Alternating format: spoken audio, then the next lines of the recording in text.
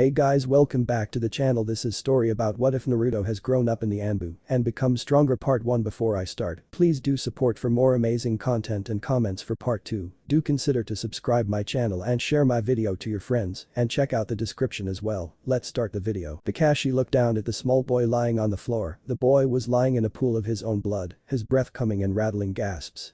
His eyes flickering, showing two beautiful sapphire eyes that sparkled like the ocean's depths. Usually there would be a glint of mischievousness in those eyes, but the only emotion they showed now was desperation. Kakashi tore his eyes away from the small boy and looked around the apartment. Blood was smeared over the walls. Blood he knew was the boy's. Some of the smears spelt words such as demon, evil fox, die, brat, murder, and so on. Kakashi turned his gaze back to the boy and studied his injuries more carefully now. There was a smell of burning flesh where a vial of acid had been poured on his hand. He was suffering from a poison-induced fever and was covered in cuts and bruises. His right arm and left leg had almost been completely hacked off and his chest stabbed, making his breathing labored. All in all, it was a truly horrific sight. Kakashi sighed at the stupidity of the villagers and gathered the boy into his arms with gentleness similar to a father's and rushed over to the Konoha hospital. Naruto woke up breathing heavily as he remembered what he could have that night. He had first been attacked by the villagers who then proceeded to destroy his apartment, and then an Anbu had come, Kakashi had come. Kakashi had picked him up and taken him to the hospital where he recovered for 2 months, and in the meantime Kakashi had seen the old man Hokage. Naruto knew little of what took place, except that as soon as he recovered he was sent to live in the Anbu headquarters. He'd been living there for 6 years now, and today was his 10th birthday. Naruto thought about the past 6 years. Naruto had grown a lot under the Anbu tutelage. He was already at a high Chunin level in Taijutsu and low Jounin level in Ninjutsu and was currently improving on his terrible Genjutsu and even worse Kenjutsu. But Naruto knew despite his faults, he was well above Genin level in all 4 areas and so was extremely advanced for his age. It was just an added bonus that he had enormous chakra reserves that were double Kakashi Sensei's and he healed at an abnormally fast rate, all thanks to a certain fluffball. Naruto had been informed of his furry little friend when he was about 6 and one night had a rather dangerous encounter with said fox in the recesses of his mind. Since then he and Kyuubi had a strong mental link. In all true honesty, he was surprised Kyuubi sensei wasn't up yet. Yeah, Naruto was being trained by Kyuubi. It wasn't common knowledge though and only a select few people knew. Most people thought he was just practicing, but in reality he was increasing his speed and stamina along with creating some new jutsus. The fox really was an extremely useful source of information. Along with it he was often trained by his father figure Hada Kakashi and some others who were close to him. Kakashi mainly trained him in ninjutsu, Anko-ni in Kenjutsu, Yamato-sensei in Taijutsu, and his best friend Raven in Genjutsu. As his thoughts turned to Raven his gaze wandered to a photo on his bedside table. In the picture there were 5 people, Raven, Lita, Kawaii, Sai and himself. They were his best friends and as a group they had been through a lot together. Raven was in best words, pleasantly dark, cold, sadistic, and regularly emitted a strong killing intent. Raven had grown up in Anbu. Damn her O2 for being the top Anbu captain. Sure, it came with the advantage of being an advanced shinobi for her age, but it also came with the price of boredom, and the only boy who had been her age was a boy named Sai, who never showed any emotions and was absolutely no fun at all. So Raven spent her life being trained by the sadistic and crazed Kunoichi Anko, which she had to admit was evilly fun at times. Heh. So you can imagine how happy she was at the age of 6 to gain a best friend in the 4-year-old who one day appeared at Anbu HQ. Her sunshine, Naruto Uzumaki. About a year later Raven was told after passing a rather pathetic Genin exam that she would be replacing a Kunoichi on a team that had graduated 3 years previously. The word fun sarcastically jumped to mind. On her team was none other than 2 well-known Uchihas, Uchiha Itachi and Shisui. After meeting them and feeling Itachi's killer intent, she got the feeling they would get on just fine, and so they did. Later that year they took the Chunin exam, and all passed. Raven though was not recognized, and many people thought it was only thanks to the Uchiha she had made it through. Raven did not bother correcting them. 3 years later Raven was engaged to Itachi through an arranged marriage. Damn Uchihas. In the same year Itachi went ballistic, killed all Uchihas except his Itaudo. Raven was of course in the Anbu retrieval unit that went after him. The end result.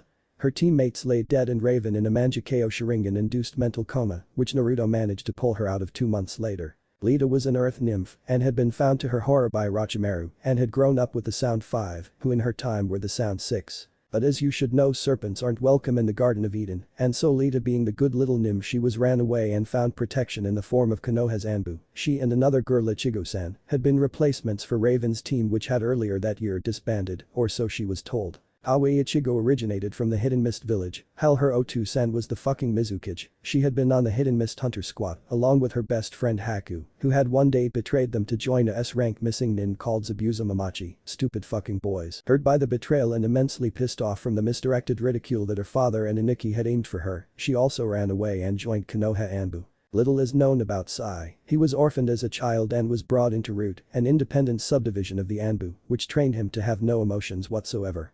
Sai at some point in time met an older member of Root who took a liking to Sai's drawing ability, and Sai came to think of him as a brother within the organization. Eventually, his brother died of illness and Sai was once again alone in Root. Sai is a talented artist and claims to have drawn thousands of pictures. Despite the magnitude of things he has drawn, he has never given one of his works a name, his lack of emotion, making it impossible for him to give something a title. His drawing abilities are also the source of his jutsu, and by drawing things with a brush on his scroll, he is able to bring his drawings to life. In doing so, Sai is able to create birds that he can use for flight, creatures that he can use for attack, and clones of himself to be used for reconnaissance. But Sai soon found a relief to his loneliness in the form of a blonde boy and 3 girls. Naruto looked at the picture and thought of his friends, yep, they were a strange bunch alright. Not long after forming their friendship, they had started to train together and had unwittingly formed a team. Raven was the tracker of the team. Raven had a strong mental link with ravens, and so she used them for tracking and information purposes. Even from birth, Raven couldn't be found without a raven by her side. Hell, she had yet to be seen without 2 ravens by her side. Raven's best areas were Jinjutsu and Kinjutsu. Anko had trained her in sword wielding for a good part of her childhood, and Jinjutsu was something she had picked up from the Uchihas, Jinjutsu being one of Itachi's strong points. Thanks to his Sharingan mastery, with the exception of Kurenai, there had yet to be a team found that could rival the team Jinjutsu of Raven and the Uchihas. Raven wasn't good in Taijutsu as she preferred long-range combat. Raven could only perform one kind of elemental ninjutsu, and hell did she excel at it. Raven was a lightning mistress. She could regularly be seen drifting across the skies of the hidden village in an orb of black lightning, followed closely by her ravens. Lita was the team's healer, being an earth nymph. It was in her nature to be nurturing towards all living things, and she also excelled in one area of ninjutsu, that of course being earth. She was better than Raven and Sai in Taijutsu and was learning from Raven in Jinjutsu, and for the love of Kami-sama, she could not do Kinjutsu. Of course, having been brought up in the Sound Six, she also had a dark side. Get on the wrong side of her extremely kind nature, and you could find yourself in a hedge of black thorns tortured to death. Naruto knew that not to be a pretty sight from experience. Aoi Ichigo Cute Strawberry was the team's thinker. Sure, to any outsider she just looked like your average blonde who liked to wear an awful lot of pink. But Kawaii was very intellectual, so if you ever happened to see her reading what looked like a fashion magazine, you should probably take into account that it was a scroll of some sort under hench. Aoi excelled in the ninjutsu element of water. She was the team's best strategist and taijutsu user. She couldn't do jinjutsu, but was learning from Anko in kinjutsu, and boy did she pick up skills fast. Sai was well, Sai. If it ever came to it, which it rarely ever did, but if it came to it, Sai, being the emotionless killer he was, would play the part of the betrayer. Once he had supposedly betrayed said team, he would then release them and they would turn on their enemies, but this scenario had only ever happened once, and as far as the team was concerned, once was enough. Same ninjutsu element was fire. This however did not come as surprise when Kawaii described the reasoning. Guys, shut the fuck up and think. Sai excels at drawing, right? Why? Because of all his stored up emotions, it would only make sense that fire, being the most passionate element of all, would go to Sai. Because he stores up his emotions, he has got to have a hell of a lot of passion and anger stored in him. Sai was the team's all-rounder. He didn't lack in ninjutsu, taijutsu, jinjutsu, and his kinjutsu was high for his age, but at the expected Anbu level. Naruto was the team's fighter, it just came with the stamina. Naruto of course was the best at ninjutsu in the team, this coming from the Kyuubi and other senseis, and also from Kyuubi, always encouraging him to make his own jutsus. Naruto's element was wind, and Naruto had proved his true Anbu genius by creating many techniques with his wind element. This was then encouraged even more when legendary perverted San and Jiraiya came to Konoha for a visit. Naruto's wind Rasengan was a known deadly attack. Kakashi had also taught Naruto in Kage Bunshin, and he regularly used them in his taijutsu. His kinjutsu was only slightly better than Lita's, and his jinjutsu was rapidly improving, thanks to Raven. Realizing that they all had different talents and elements, they had formed a team. It was the strongest in Anbu as well as the youngest, one 10-year-old blonde boy, 2 11-year-old girls, and 2 12-year-olds who had grown up in Anbu. They covered each other's weaknesses and improved on them, their strengths were emphasized together, and all this only strengthened their already rock-hard friendship. As a team they were known as the Anbu Elements. It was crappy sounding first, but then the old man Hokage had surprised them by giving them a scroll which had previously belonged to the Yondaime, who was famous for his seals. The team knew about the Kyuubi. In the scroll they had the element seal, along with other element jutsus. So when the Anbu element team had been sent on its first mission, their opponent learnt the hard way not to mess, simply put he got his ass kicked element style. Naruto looked at the picture again and laughed silently, they all looked so natural. They were all sheltering from the rain underneath a tree which Lita had grown. Up in the branches sat a girl, with raven hair that came down to her hips, with what would usually be her bangs and fringe tied in a bun, which was held with a raven feather, while the rest was loose, except for one of her bangs which refused to stay put and framed her face beautifully. Her skin was lightly tanned, and her eyes were gazing somewhere into the distance. Her eyes were a dark shade of purple, matching her eyes was her outfit. She wore a black dress that draped on the arms and ended in a black feathery tutu, and on top a dark purple bodice with black lace. The girl was surrounded by ravens, one perched on her shoulder, and she looked in deep thought. Raven. Leaning against a tree trunk at a side angle was a very tanned girl, with wavy brunette hair which came to the small of her back, it was tied in a half ponytail. She had brilliant green eyes, which even in the photo you could see they flashed like emeralds. She also wore a light green dress, which on her lithe figure looked graceful and flowy. She seemed to be on full alert, with a small smile on her rosy lips. Lita. Sat on one of the roots was a blonde with wavy hair that ended at her shoulders. It was kept out of her eyes with a small Alice band. Her eyes were a rare color and were bright and vibrant pink. She also had a peachy complexion. She wore fingerless pink silk gloves which ended at the elbow, a white dress and pink leggings. She looked very similar to Barbie. But despite her image she was engrossed in a rather thick novel, with a lip gloss covered lips and a pout and her brow furrowed in concentration. Kawaii. Stood just in the cover of the tree and sweating were two boys in a spar. One had raven locks which ended at his jawline. He had dark eyes and a pale complexion, though he was clearly out of breath, his face showed no emotion. The boy was wearing normal Anbu gear, except on a much smaller scale. Strapped to his back was a long black katana, which it seemed he was starting to unsheath for the spar. Sigh. The other boy was a blonde with messy hair, which seemed out of control. He had sparkling blue eyes which clearly showed his excitement and joy at the spar. The boy was wearing eye-gouging orange shorts and a black t-shirt. He looked a bit like Halloween. The boy was standing in a taijutsu fighting stance, heavily breathing and prepared for his opponent's next attack.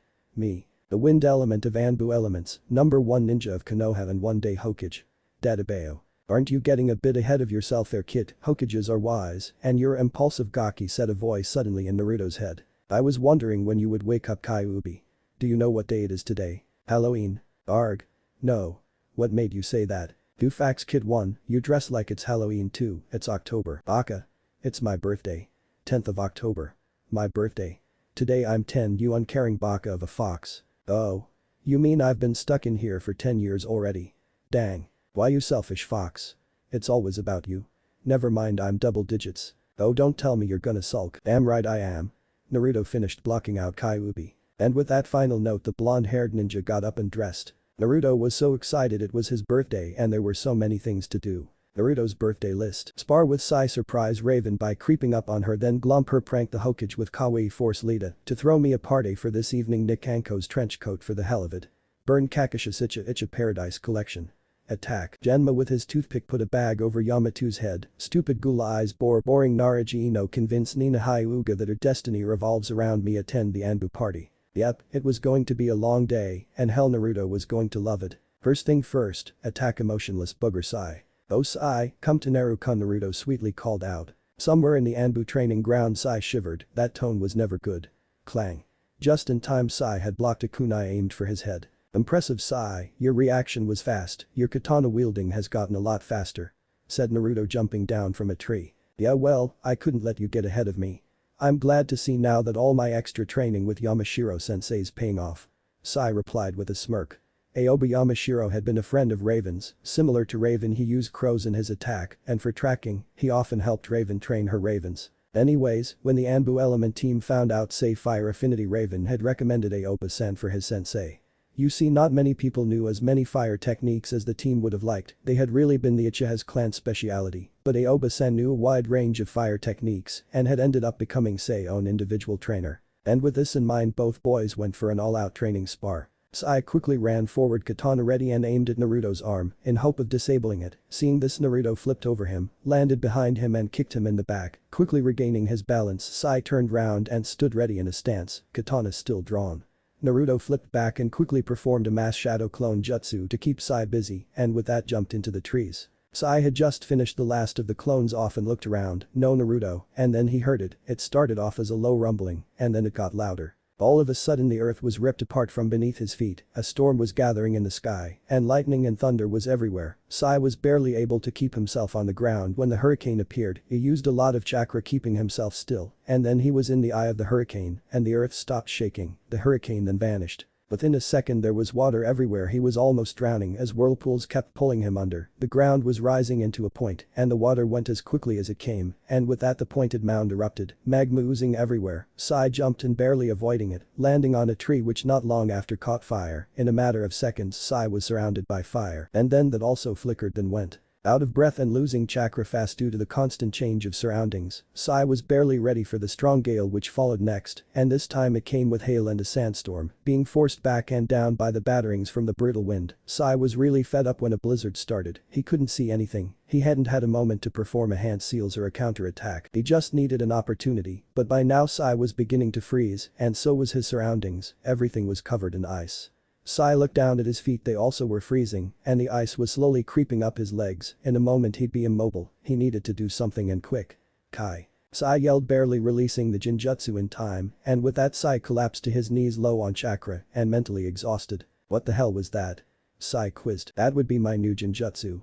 Natural disasters. Said Naruto from behind him. Sai span round and began to form hand seals. Brand Fireball Jutsu. Naruto dodged a fireball and aimed 3 shuriken at him. Mass shuriken replication. Sai barely dodged the thousands of spinning stars that came flying at him. You missed me, came the mocking remark from Sai. Not quite, and with that Naruto made a hand movement as if he was grabbing something and jerked his arm backwards as if he was pulling something. Sai saw the chakra strings attached to the shuriken too late. Covered in cuts and barely standing on his feet, Sai pulled out all the stops. Elemental style. Passionate flames. Sai yelled using his very own team jutsu, barely making it out of the overpowering flames. Naruto appeared covered in burns. Tired Naruto aimed a kunai at Sai, which landed miserably at his feet and then exploded. Thrown back and lying on his back, Sai was weak and semi-unconscious, but he still felt the kunai pressed against his neck. You lose. Came the whisper in his ear. After fully recovering from their spar, Sai decided he was a sore loser. I only lost because I didn't use any of my ink jutsus. Well, you should be more trained in your elemental jutsu anyway. You didn't use your element though. If I specialize in one area I'll become weak, you know I need to train all my other skills against you, Sai. Naruto whined. Whatever, dickless. What did you say to me? You big fat loser. Nothing. Naru-chan. I am not a girl. Naruto screamed. Well, you sound like one. See ya, Naru-chan. And with that Sai ran off, leaving Naruto to throw his tantrum. In a tree close to the Anbu HQ, thousands of ravens were squawking and flapping around a girl. Raven was sat on a top branch in a full-blown mind link with her ravens. It was like their council, all of them were trying to give her their information that they had gathered on Konoha for the past month. It was giving her a headache. Okay, talk one at a time. First let's start with the Hokage. The old man has been doing the usual supplying missions and so on and so forth, but recently he has had that academy teacher Iruka-sen in. They were discussing a new student. A new student, he'd be joining the academy late in the year, must be a newcomer. Ravens who watch the gate, have any of you seen this newcomer? Raven-sama, I regret to tell you nobody has come to Konoha for 3 months as a newcomer. The last newcomer entered at the southern gate over a year ago, he died 6 months ago. Strange, I wonder who would join the academy this late. Is there any other news of importance or interest? No, came the reply, and with that the ravens took off, that is except for 2. Raven-sama. HMN. Do not overthink this, I know what direction you're thinking in. What if I'm right, the other 4 members of the team aren't officially genin yet? It could be them. Wrong, Raven-sama, Lita is an official genin of a Tokugure and Kawei is an official hunter nin for Kurigakure. That only leaves Naruto and Sai, and if I remember correctly the informant only said 1 new student. The Hokage would have to be crazy to split you guys up. I guess. Oh, and don't look now, but Naruto's trying to surprise you again. Thanks. And with that Raven reached out behind and grabbed the hand that was about to surprise her and flipped the owner over her head. Naruto landed on his back with an sound. Raven then gracefully jumped out the tree and landed by Naruto's head. Morning sunshine, so how does it feel to be 10? And with that Naruto tackled her down with a hug. Oh. You remembered, Ray, and Naruto's nickname for Raven, it's pronounced Rai, which is like a play on words, because Rai in Japanese means lightning, and Raven is a lightning mistress. You're the best mate in the entire world. What do you mean I remembered? Of course I did.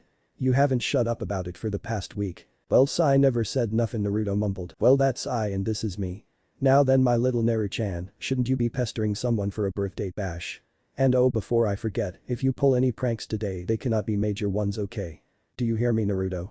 It's been a decade since the Kyuubi attacked. Now I know this is delicate for you, Naru-chan, and it's not your fault your birthday is on the same day, but some people are in mourning, and I'm sure Kyuubi agrees with me on this one, but you need to show a little bit of respect.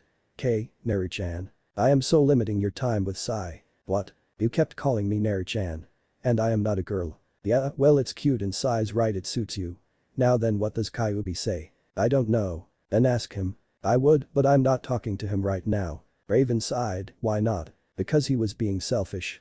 He didn't give a damn that it was my birthday. This day is about me too. 1. Naruto, you've got to stop being so sensitive too. As I said before, you have to be tolerant of others today. Most people are only thinking of the Kyuubi. Point 3. Today is about you, so go pester someone for a birthday bash. Okay. Oh, and before I forget, I used the new Genjutsu you taught me on Sai. How'd it go? He lost. Fake it badly. Yep. Said Naruto with a grin.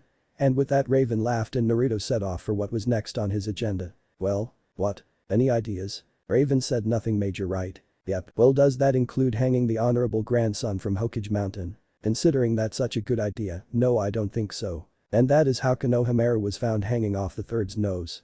Kawaii and Naruto celebrated their grand prank at Ichiraku's for breakfast. Now, 2 things you should know is that, as written before, Kawaii is a genius, but like Naruto, she often uses her strategy skills in pranks. The other thing is that Naruto, when not at Anbu HQ, is a completely different person. Naruto never forgot what happened to him when he was 4, he never forgot the reason he was brought to Anbu HQ, the place he now considers home.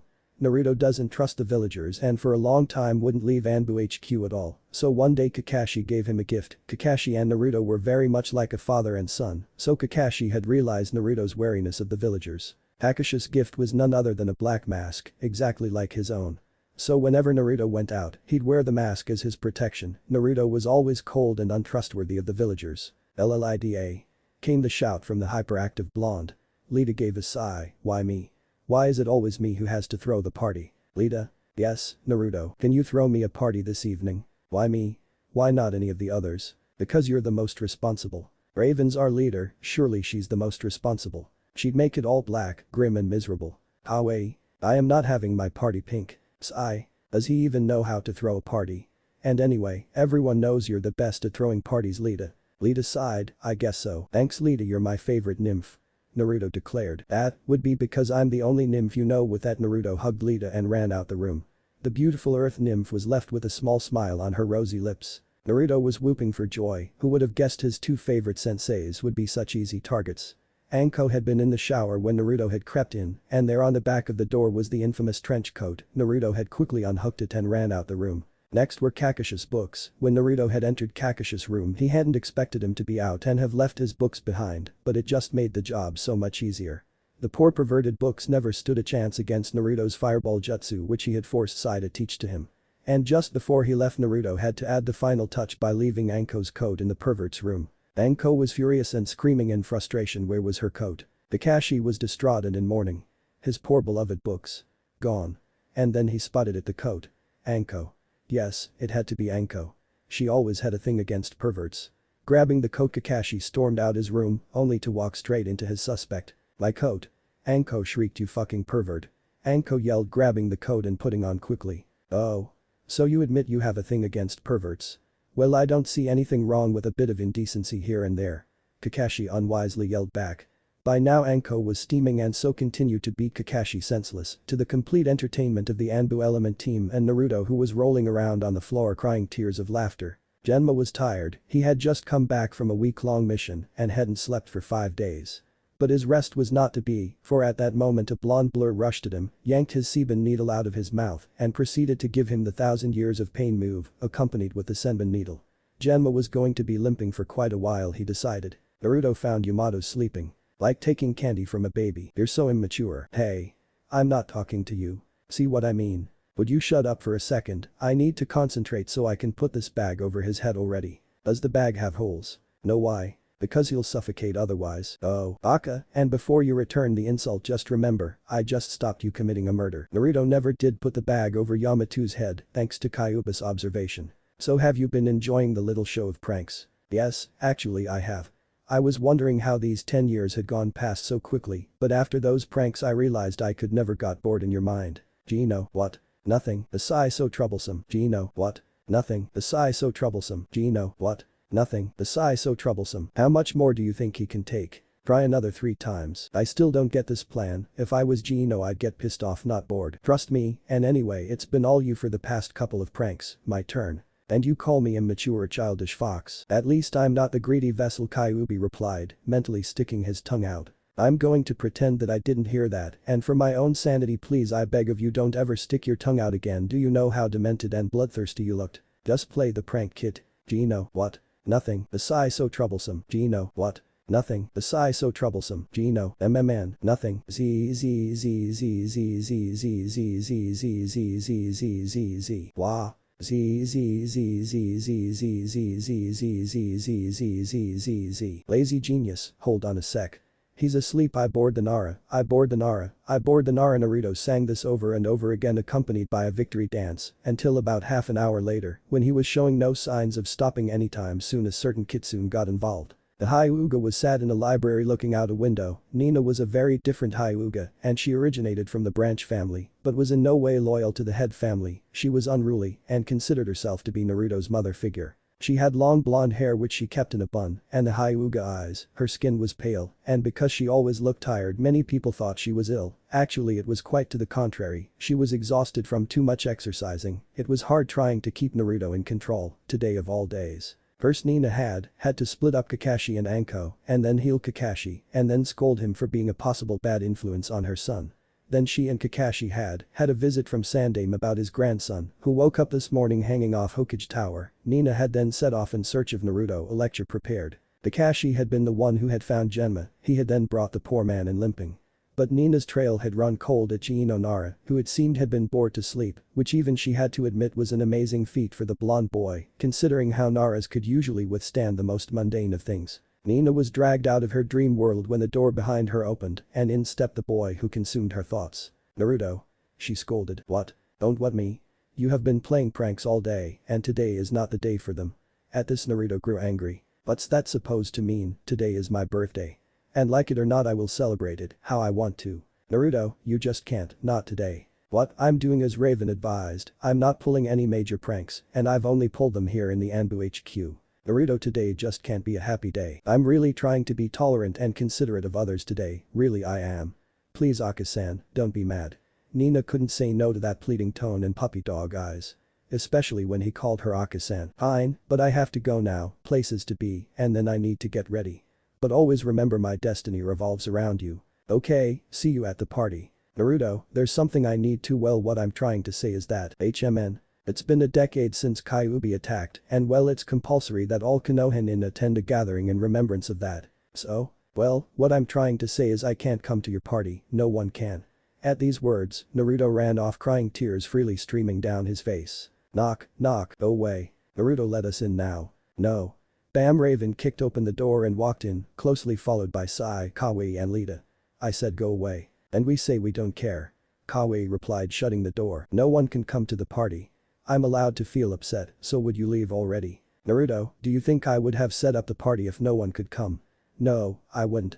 Kawaii and I aren't officially Konohinin, so we'll be there. Sai will be there because he never leaves the Anbu HQ, stated Lita. And I'll be there because you're my best friend and nothing anyone says is going to make me miss your 10th birthday party. Not after all we've been through together. Added Raven. Anyway, Neru-chan, it's not like anybody wants to miss the party and they most certainly didn't forget you. Put in Sai. HMN. Yeah, Naruto, come downstairs and see your massive hall of presents. All the girls chimed. Please, Kami-sama, tell me you did not practice that. Practice what? They chimed again. The chiming. Both boys chimed. It seems to be catching, laughed Kyuubi. Shut up, furball. Secretly Naruto had to admit he had gotten an excellent haul of presents. Kakashi had given him an awesome new set of clothes, black combats, long orange sleeve tops covered with a black short sleeve denim jacket. The combats were really baggy with tons of pockets for storing his weapons. Nina had given him a new set of weights, which he had immediately strapped on. He was now wearing 200 pounds, 50 on each limb. Anko had given him some weapon shooters. They were slim black bracelets that could easily be worn. All you did was load them with shuriken stars, kunai, and senbon needles, anything of your choice. Gino had given him a Raymond-shaped alarm clock. Yamato's present was the brand new updated bingo book. Jireya's present had been sent in the mail. It was a beautiful black katana with a white dragon on the sheath. Jireya had it custom made on his travels. The Hokage's present was a new wind element scroll. But the best presents were yet to come, the presents from his friends. Lita was first. Her present was a beautiful red fox she had found. Naruto was quick to name him Kyuubi, and Naruto thanked Lita with a huge hug. Earth nymphs were great at presents. Kawaii was next, and typically she gave him a book, but not just any book. This book was 8,000 great pranks and how to make your own prank tips. That book was going to be a lot of fun and very handy. Sai's present was another of his masterpieces. This time the drawing was of Naruto making a Rasengan. Naruto's eyes were displaying all kinds of emotions, and he looked so natural, so breathtaking, came the murmur from Lita. "Oh, fuck. Naruto looks gorgeous. Sai, you're not gay, are you?" Came Kawaii's response. "Naruto, you actually look like a girl," was all that Raven managed. "Thank you, Sai, that's beautiful." "Thank Naruto. Glad you like it, Naru-chan." And with that the party continued. They first had a food fight, then out came the alcohol. When they were tipsy enough they played truth or dare. Sai admitted he thought Anko was hot. Naruto stripped to his boxers. Kawaii did a chicken dance while singing Badger Mushroom Song. Lita tried to break dance, and Raven sang Britney Spears' Oops, I Did It Again. They ended with a team dare where they made a concoction of vinegar, ice cream, coke, crisps, peanuts, popcorn, cakes, mints, marshmallows, and a small bit of vodka. They poured it into 5 glasses, then all chugged it. It was disgusting.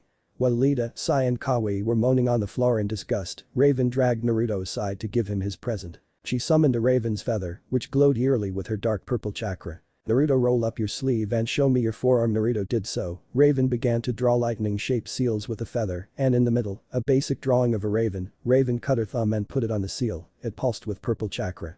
"That, Naruto, is my gift to you. It is a summoning seal, and if you're ever in trouble and need me, put blood on that seal, and I will be summoned to you. I know it's a bizarre gift, but trust me, Naruto, I get the strong feeling we'll be separated from each other soon." Naruto was left speechless. He knew the importance of this gift. It bound him and Raven together forever. All of a sudden their party was interrupted when a fellow Anbu appeared in a puff of smoke. Hokage-sama would like to see Anbu elements in his office immediately. He stated before disappearing. "Elemental style. Lightning transportation." Raven yelled.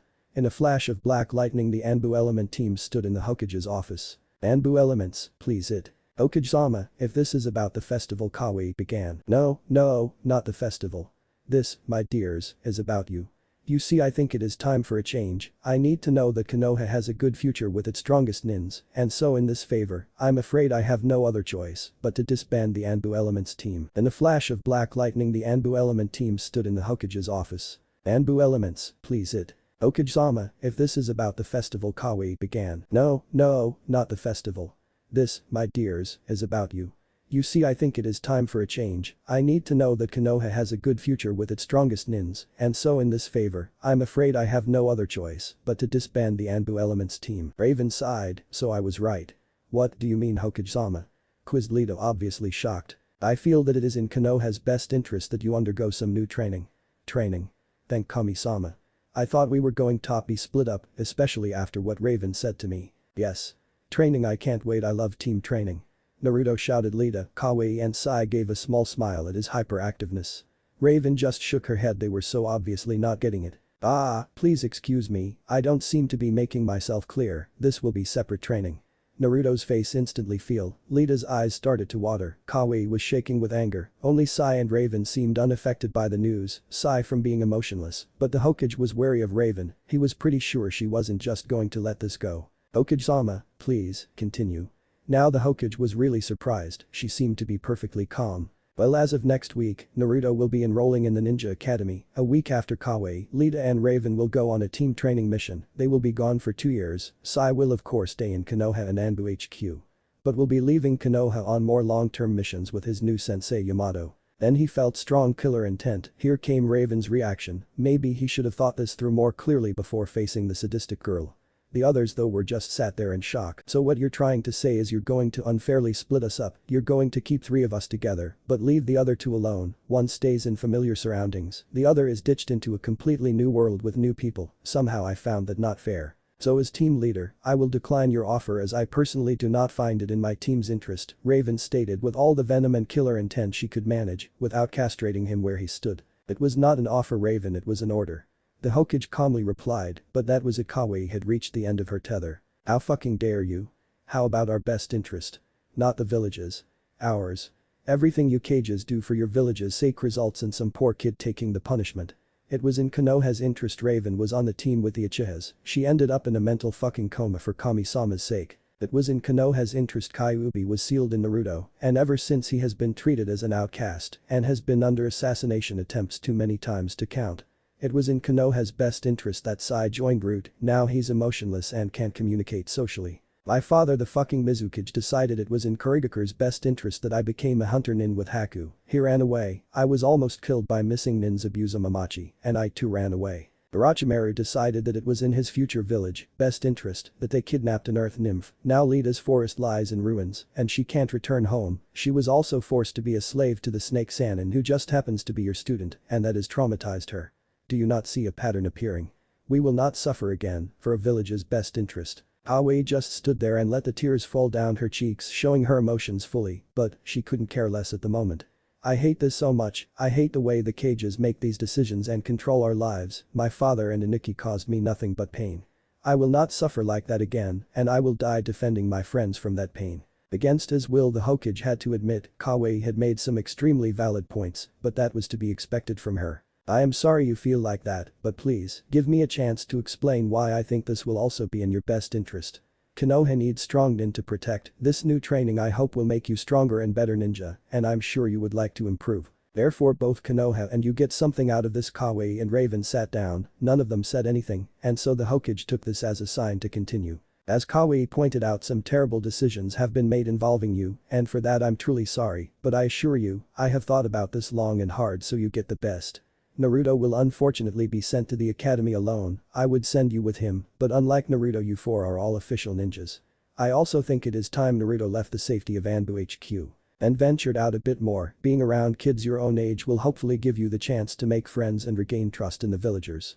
Kawaii, Lita and Raven, you have all grown immensely in this village, but we all know you still have a lot of potential, Konoha is only holding you back. I feel that if you were to go traveling for a long period of time, not only would it strengthen your friendships, but you would learn from different senseis and learn new jutsu styles altogether. For the next 2 years, there will be no limit on what you can do. I would send Sai with you, but I fear the change of surroundings for such a long time will make him even more unsociable. Sai, I want you to stay under Yamato's guidance, he is a good teacher, and you will learn new things with him, but I also want you to travel, but come back regularly so you too have a chance to learn new things, but don't feel too out of place, hopefully traveling around will also lead to you discovering some more fire techniques. As much as they hated to admit it, what the Hokage had said made a lot of sense, but it still didn't change the loneliness they felt in their hearts, they were inseparable, sure, they hadn't been together more than a year, but it didn't mean they weren't incredibly close. They knew everything about each other and were forever smiling in each other's company, but they couldn't smile those true smiles around that many other people. There were a select few the group trusted, but they mainly trusted and relied on the group. To be split up was like having your parachute taken away when you were skydiving, you felt like you were falling into a deep, deep pit of despair.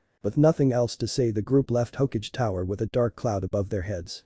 The Hokage Society really wished they didn't take this so hard, but they couldn't stay in Anbu forever, and he really did think it was time for a change, and he was quite sure this wouldn't last forever. After all, even Itachi hadn't managed to find a way to keep Raven and Naruto apart. The team's friendship was strong, and he was definite it could survive the split. Naruto lay in bed going over the meeting in his head, this all seemed surreal, like a terrible dream.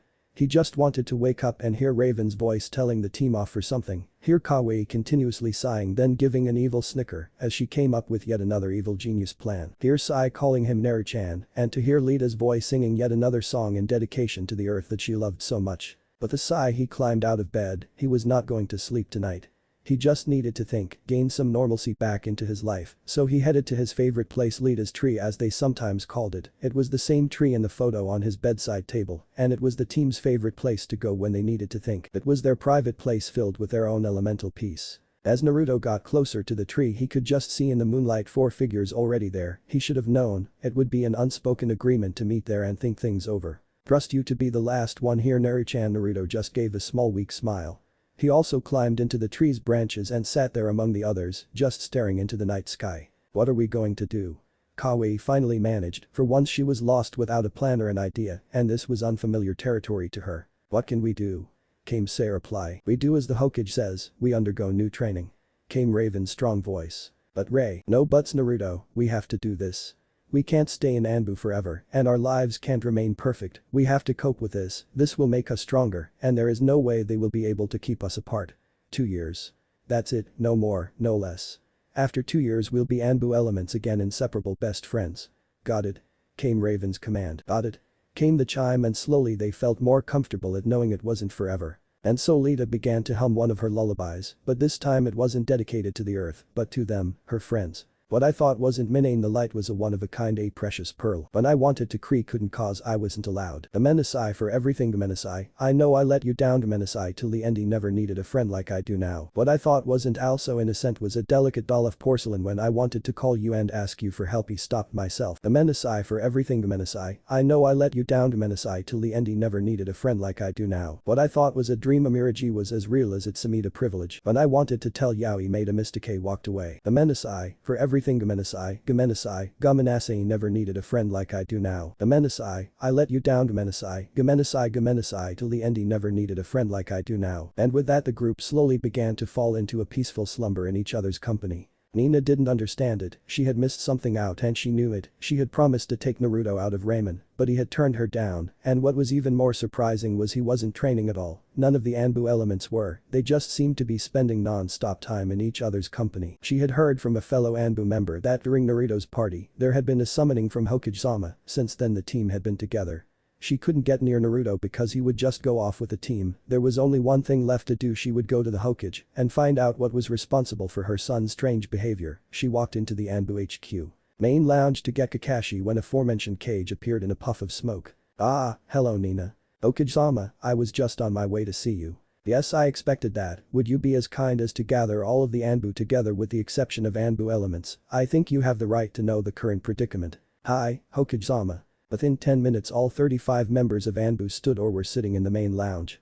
Seeing that all were gathered, the Hokage stood up to tell them the news. Ahem, now as I'm sure you have all gathered, there have been some strange occurrences amongst the Anbu Elements team. I'm sure you're all curious as to what has happened, but I will be straightforward, they need space and time. In 3 days' time I am going to enforce a drastic change upon the 5, they will need you there to support them more than ever. Now everyone was curious. Just what was this change? I believe it to be in theirs and Konoha's best interests that Anbu Element team is disbanded. Nina fell off her chair in shock, Anko swore profusely, Yamato pulled a face that would scare Naruto, Kakashi dropped his Icha paradise, and even Gino was now wide awake. Sure, shinobi teams were disbanded all the time, but that was if there was a fault with the team. The Anbu Element team was one of the best combinations of shinobi in the Anbu, their teamwork was flawless, and they could only get stronger from here on in. Why separate such a good team?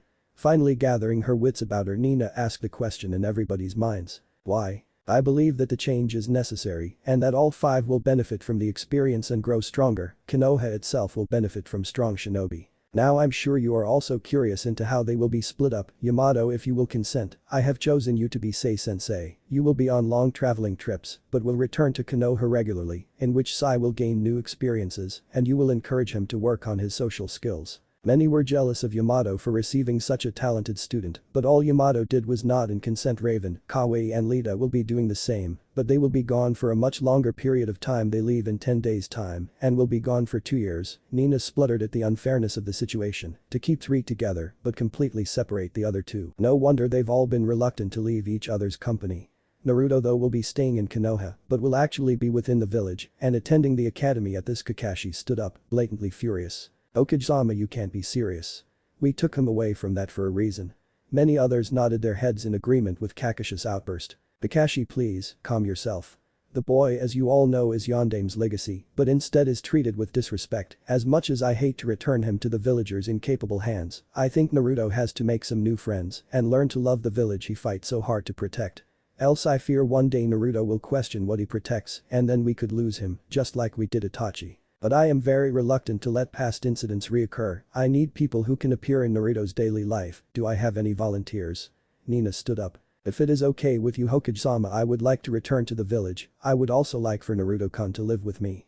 The Hokage gave a smile and a nod in answer to Nina's request. Kakashi then stood with his orange book. I'm leaving the Anbu anyway. I don't see any reason why I can't check up on an ex-student every now and then. Anko soon followed. Gigi, I won't lose a student that easily. That Gaki is one of my favorite lab rats. I'll leave the Anbu and check up on him on the condition I continue to train him. Anko, I fear you are more a danger to him than the villagers at times. At this Anko only gave a sadistic laugh. Gino stood up. Okage-sama, well I have no wish to leave Anbu and therefore cannot check up on him regularly, but I do have a nephew his age who attends the academy, I'm sure he can keep an eye on him for me, and he would be a good friend for Naruto. Arigato, all of you. It relieves me to know Naruto will be in safe capable hands, you will return to Konoha tomorrow, so you have a chance to settle in, I hope this has cleared things up for you. And on that note I must leave, Jana. And the Hokage disappeared in a puff of smoke. Naruto looked at his new home, it was a small bungalow on the outskirts of Konoha. It was a traditional Japanese house, from the design, to the gardens and to the training grounds outside. Naruto was extremely grateful to the old man for providing him with his own personal training grounds. Naruto was to start in the academy the day after tomorrow, and he was not looking forward to it one bit. The academy would only slow him down, he knew all the childish techniques they taught there, his senseis had made sure he had perfect chakra manipulation, and kawaii, and the all-knowledgeable furball had made sure he didn't lack in any academic areas. He really didn't understand why he had to go to the academy with a bunch of snot-nosed gakkus. Look who's talking. Shut up Kyuubi, you and I both know this is a waste of time. I know kid, you shouldn't take this so hard.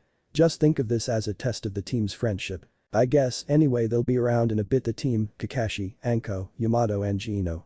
They'll be around for a housewarming dinner. Then straight afterwards, I'm going to show them the training grounds and then we can have an all-out spar. I feel sorry for the training grounds. Why? Because there'll be nothing left by the time you lot are through with it. Very funny Fox, do you have anything I can do to pass the time? I've already moved my stuff into my new room.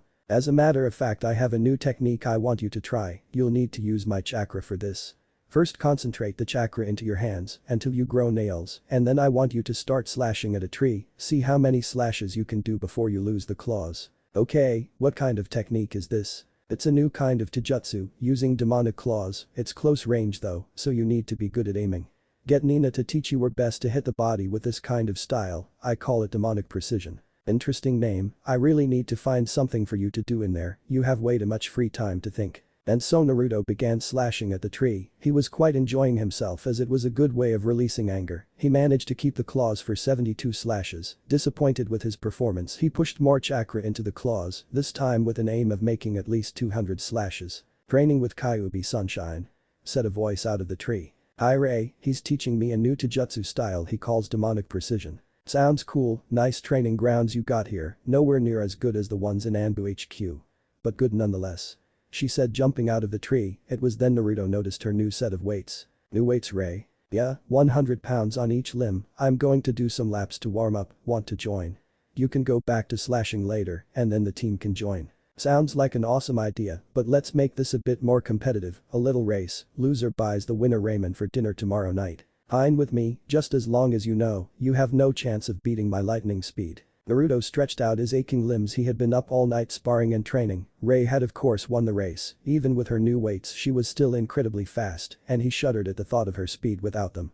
They had then gone inside for dinner, surprisingly Kakashi was on time, so the meal passed without any incident. The team had then followed Naruto out into the training grounds after another warm-up race which Ray yet again won, they started an all-out spar, while the older ninjas just stood by watching. Raven and Sai had been quick to take out Lita from behind, with Sai first encircling her with fire, so she had no way to escape, and then Raven blasting her with lightning blast from above. Kawaii and Sai had then gone into a close combat battle, Kawaii overpowering him with her strong taijutsu and kinjutsu, Raven had used the opportunity to hide in the trees to avoid Naruto and Kawaii ganging up on her. Naruto was rapidly using up chakra, knowing he could not out-strategize Kawaii, he had aimed to overpower her, then just as she put her guards down, Raven caught Kawaii in her powerful Raven Feather Genjutsu, quickly knocking Kawaii out of the fight. Naruto had then decided to put Kyuubi's new taijutsu style to the test, knowing Raven lacked most in close-range combat, seeing the technique he was going to use, Raven quickly began to enforce her kinjutsu training with Anko. Raven quickly performed hand seals for a jutsu Kakashi had taught her, and she had then adapted, Black Chidori sword, the black lightning was shaped like a sword, but made out of chakra, it could be used as a normal sword, or it could be used as a medium for precision lightning blasts. Naruto was quickly beaten through his lack of experience in his new technique, and also the fact that every time his claws had contacted with Raven's sword, he had received a massive electric shock. Raven had once again proved why she was their leader. Naruto was in a really bad mood. Today was his first day at the academy, and Nina expected him to be happy. When he came down looking ultimately depressed, she had first put it down to nerves, but when she tried to cheer him up and he just glared at her, she had realized his bad mood was due to anger and annoyance. Nina had then continued to give him a long lecture on how he needed to give the academy a chance, and that if his mind was one tack, only he wouldn't get anywhere in life. And on she went. By the end of the lecture, Naruto was tempted to whack his head against the table repeatedly. She had most definitely picked up on the Hyuga gene of always knowing best. Naruto put on the clothes Kakashi had bought him for his birthday. They looked good on him, and then at the last moment he put on his mask, just because they were kids and he would be going to school with them, didn't mean he had to trust them, right? Naruto hurried out the door. He was supposed to meet Gino, who would then take him to the Nara household to meet his nephew. Naruto would walk with the boy and the boy's friends on the way to and from school. It just sounded like another annoyance. If he was with them he would be slowed down, HW wouldn't be able to get home quickly and meet the others. Naruto only had to turn the corner before he saw Gino. Gino gave a sigh when he saw Naruto. Naruto, why are you wearing your mask? Simple, no one ever said I had to trust them. This was going to be very troublesome indeed, the Nara decided. Shikamaru gave another sigh. This was so troublesome. From what his uncle described of the boy, he was usually happy-go-lucky and a regular prankster. But the boy who was walking alongside him was cold and white and obviously angry. Shikamaru decided to try and make conversation. My uncle told me you like to pull pranks. Yeah, my friend usually thinks them up and I perform them. They're great laughs, especially when they're on people like the Hokage. You pulled a prank on the Hokage. Yeah, I hung his grandson off Hokage Mountain. Shikamaru gave a small smirk at the idea of that. I also prank your uncle a lot. Like what? Well, I once bored him to sleep. Doesn't sound that hard, I'm forever falling asleep. Yeah, but it's a great feat. To bore someone who is already incredibly boring. I'll have to try it on you sometime to prove my point. Shikamaru gave another smirk. This boy was actually quite talkative, but he still couldn't wait to meet up with Choji and Kiba. They then turned a corner just to see none other than aforementioned boys. Hey Shika. What's with the mask, dude? Kiba yelled out as a greeting. Kiba, Choji, this is Naruto. He starts school today. Hey Naruto, I'm Kiba and this is my dog Akamaru. He said, pulling out a dog arf. It barked in greeting. Munch I munch, Choji, munch munch. Naruto just nodded in acknowledgement to both. When Naruto entered the academy classroom he was in a slightly better mood than this morning, having found the three boys to actually be quite good company, but that mood quickly disappeared when everyone in the room turned to stare at the newcomer. Naruto just scowled, nosy brats. He looked around the classroom for a space to sit. He saw two girls fighting over a stool next to a boy. He looked at the boy and for a moment was taken back by his looks, dark hair, dark eyes and pale skin, no doubt about it he was an Uchiha. Naruto scowled even more at that. He hated Uchihas. He remembered Itachi and his cold manner. He also remembered that Itachi put Raven in a mental coma. This would be one boy Naruto refused to get acquainted with. Naruto looked at the two girls fighting over the stool and wondered if he should warn them that Uchihas were nothing but trouble. He was quite surprised to see one girl had pink hair. Kawaii would absolutely adore her if she managed to stop herself cutting it off to use as a wig. Naruto silently chuckled at his friend's evil genius. Naruto instead chose a chair next to boy with a high-collared trench coat and sunglasses. From his clothes choice Naruto deduced he was an Abiram. The class immediately began to settle down when a teacher came in. Aheyo class, today we have a new student called Naruto Uzumaki. Everyone in the class turned round to face Naruto. Naruto sighed and mumbled a slight hi, but loud enough so everyone could hear him. When they did not turn away Naruto took a leaf out of Raven and Anko's book and glared at them all, slowly seeping out strong killer intent. Everyone including the sensei shuddered at the boy's actions. Iruka though managed a weak hi. Naruto, I'm Iruka. I will be your sensei. He quickly turned away from the boy and began the class. Okay, let's see if you all studied your homework. Now then, who can tell me what chakra is? Naruto sighed. This was going to be a long day. Naruto's eyebrow for the third time today was twitching. First it had been from the irritating bickering of two girls over the Uchiha, then girls had tried asking him out, then Kiba being an idiot had asked what was under Naruto's mask. Now the girls were squealing with excitement about what was under his mask. Naruto was about to lose it, and what's more he wasn't even sure if his eyebrow would ever stop twitching. Bang, he'd lost it. With all the killing intent he could muster Naruto let out his warning with a slight hiss. You are in a ninja academy to become kunoichi, not to squeal over guys. So why don't you grow up already? A shinobi won't stop on the battlefield so you can reapply your lip gloss, so why don't you learn how to fight or train instead of begging for dates? That silenced them. Do you actually know how to handle girls? In case you haven't realized, Baka, 3 of my best friends are girls. And I thought kawaii was bad, what have I gotten myself into? And with that the bell rang. Now Naruto was faced with one of the most difficult things a kid ever has to do in any school, where to sit and with who. Naruto glanced around at the choices, a breeding Uchiha, not in this lifetime. Two girls squealing over the Uchiha, not after finally having gotten rid of the eyebrow twitching. There were also Kiba, Shikamaru and Choji. Kiba's loud and annoying, Shikamaru's boring, and Choji is with them. A girl who was looking over at him and was blushing and trying not to faint. Oh dear Kami, please tell me I don't have fangirls, that's just too much to take. The only boy who looked worth his time was the Abiram. So he went and sat with him. Why do you keep sitting with me? Asked the curious Abiram. Does it matter? Not really, but if you must know it's because you're the only person here who looks worth my time. I thought you were friends with Shikamaru and that. You did walk in with them this morning. Naruto just replied with a shrug. I don't believe it. Shikamaru, look, that git your uncle asked you to try and befriend is totally ignoring us. Just who does he think he is? Kiba ranted when he saw Naruto sit with Shino. So troublesome. I don't know much about him to be honest, but my uncle said he would be really cold at first and that this was all a big change for him, so just give him time, Shikamaru mumbled from half-lidded eyes. Whatever, munch munch sure, munch munch Shikamaru. Came the replies. The Uchiha spared another glance for the new student. That kid's interesting, he actually seems to want to be a ninja, and from what I can tell he has potential. He will never be as good as me of course, but he could become an ally to gaining strength. I don't usually spare the time for this, but I'm sure I'm more interesting than Shino. And from the way he handled the girls earlier he could help me out, though Ino seems to have taken a liking to him.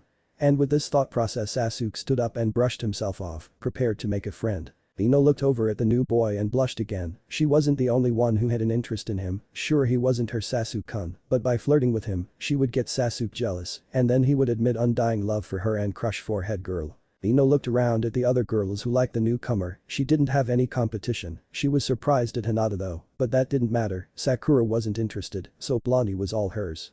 Now if only she could figure out why he was hanging out with a loser like Shino. Naruto could not believe his luck, his eyebrow was twitching once again. The Uchiha had actually worked up the nerve to tell Naruto to leave freaky bug boy Shino and come and sit with someone worth his time, and now Naruto was trying to restrain himself from kicking the team's ass, and the Kyuubi was just laughing. At times like this it was frustrating how almost everyone he knew was a sadist, he never got any sympathy. Well, are you going to ditch him or what? This really isn't worth my time. Who the fuck does this asshole think he is, where are the fangirls? Drag the bastard away already. In case you haven't realized kid, everyone is just watching to see how you handle him. And they're all really interested, so you have my permission to kick his ass, but try not to send him to hospital, Nina will get on your case otherwise. Since when have I needed your permission? Ah well, time to dislodge the stick up this guy's ass. Naruto stood up, looked Sasuke straight in the eye, and said shut the fuck up team. And with that delivered a chakra-enforced punch into the smug bastard's face. Ino gaped, Choji choked, Kiba laughed, Hinata blushed, Shikamaru smirked, and Shino did something un-Shino-like he stood up, and although no one could see his expression, you could feel the killer intent directed at the boy who was currently sporting a broken nose from Naruto's punch. Shino looked at him radiating bloodlust and simply stated I am not a freaky bug boy. And need Sasuke in the gut. To say Naruto was proud of how the day went would be an understatement, he was currently walking home with Shika, Cho, Kiba and to their surprise Shino.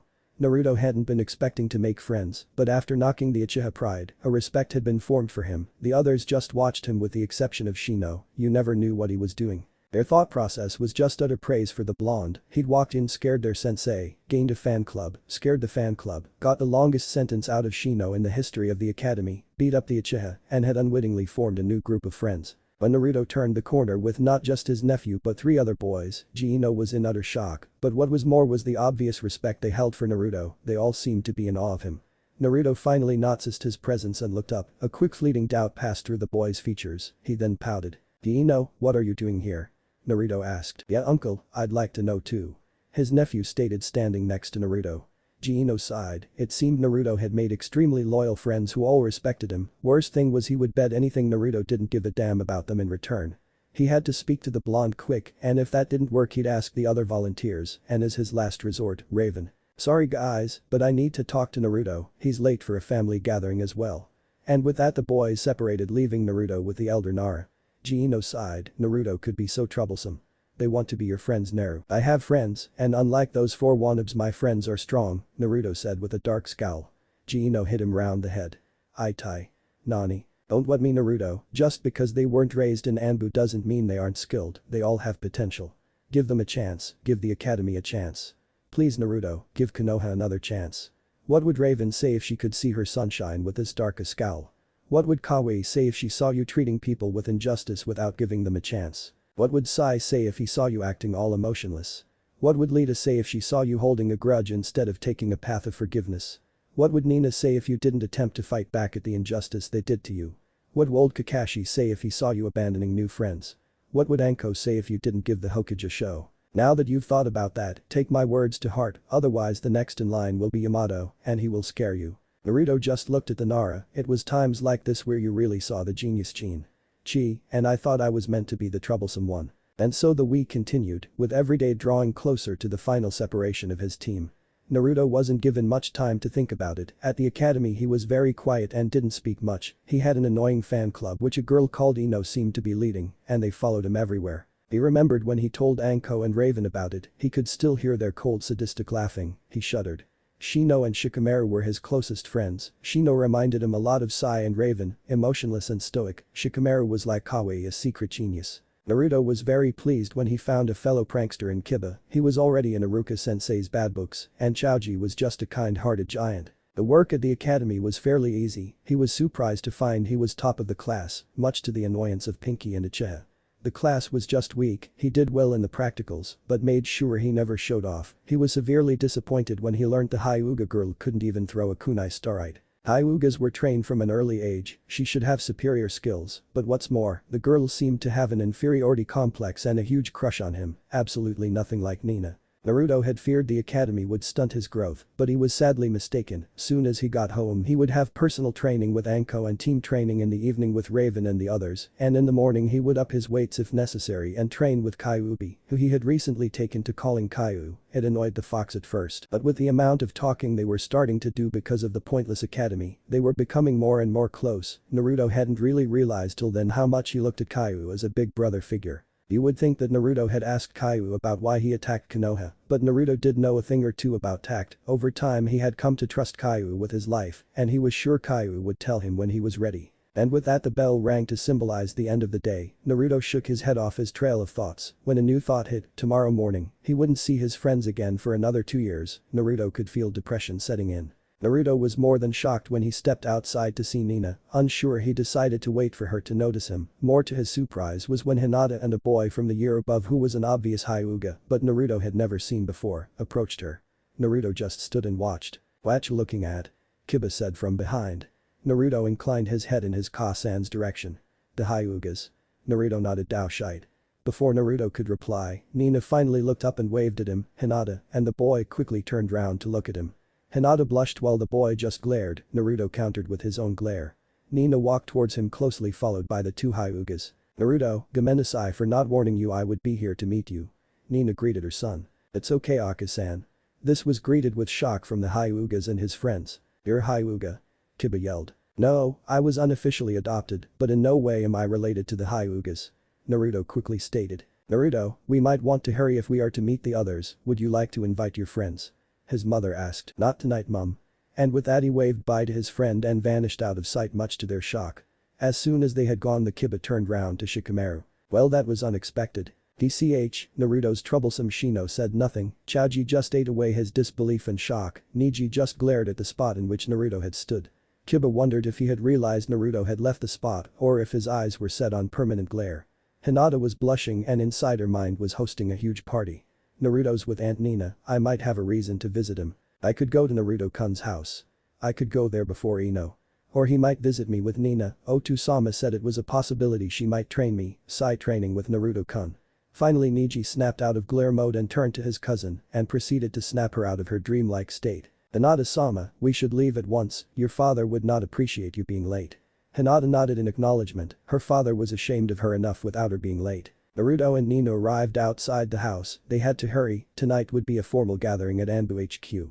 It was his last night with his friends for another 2 years.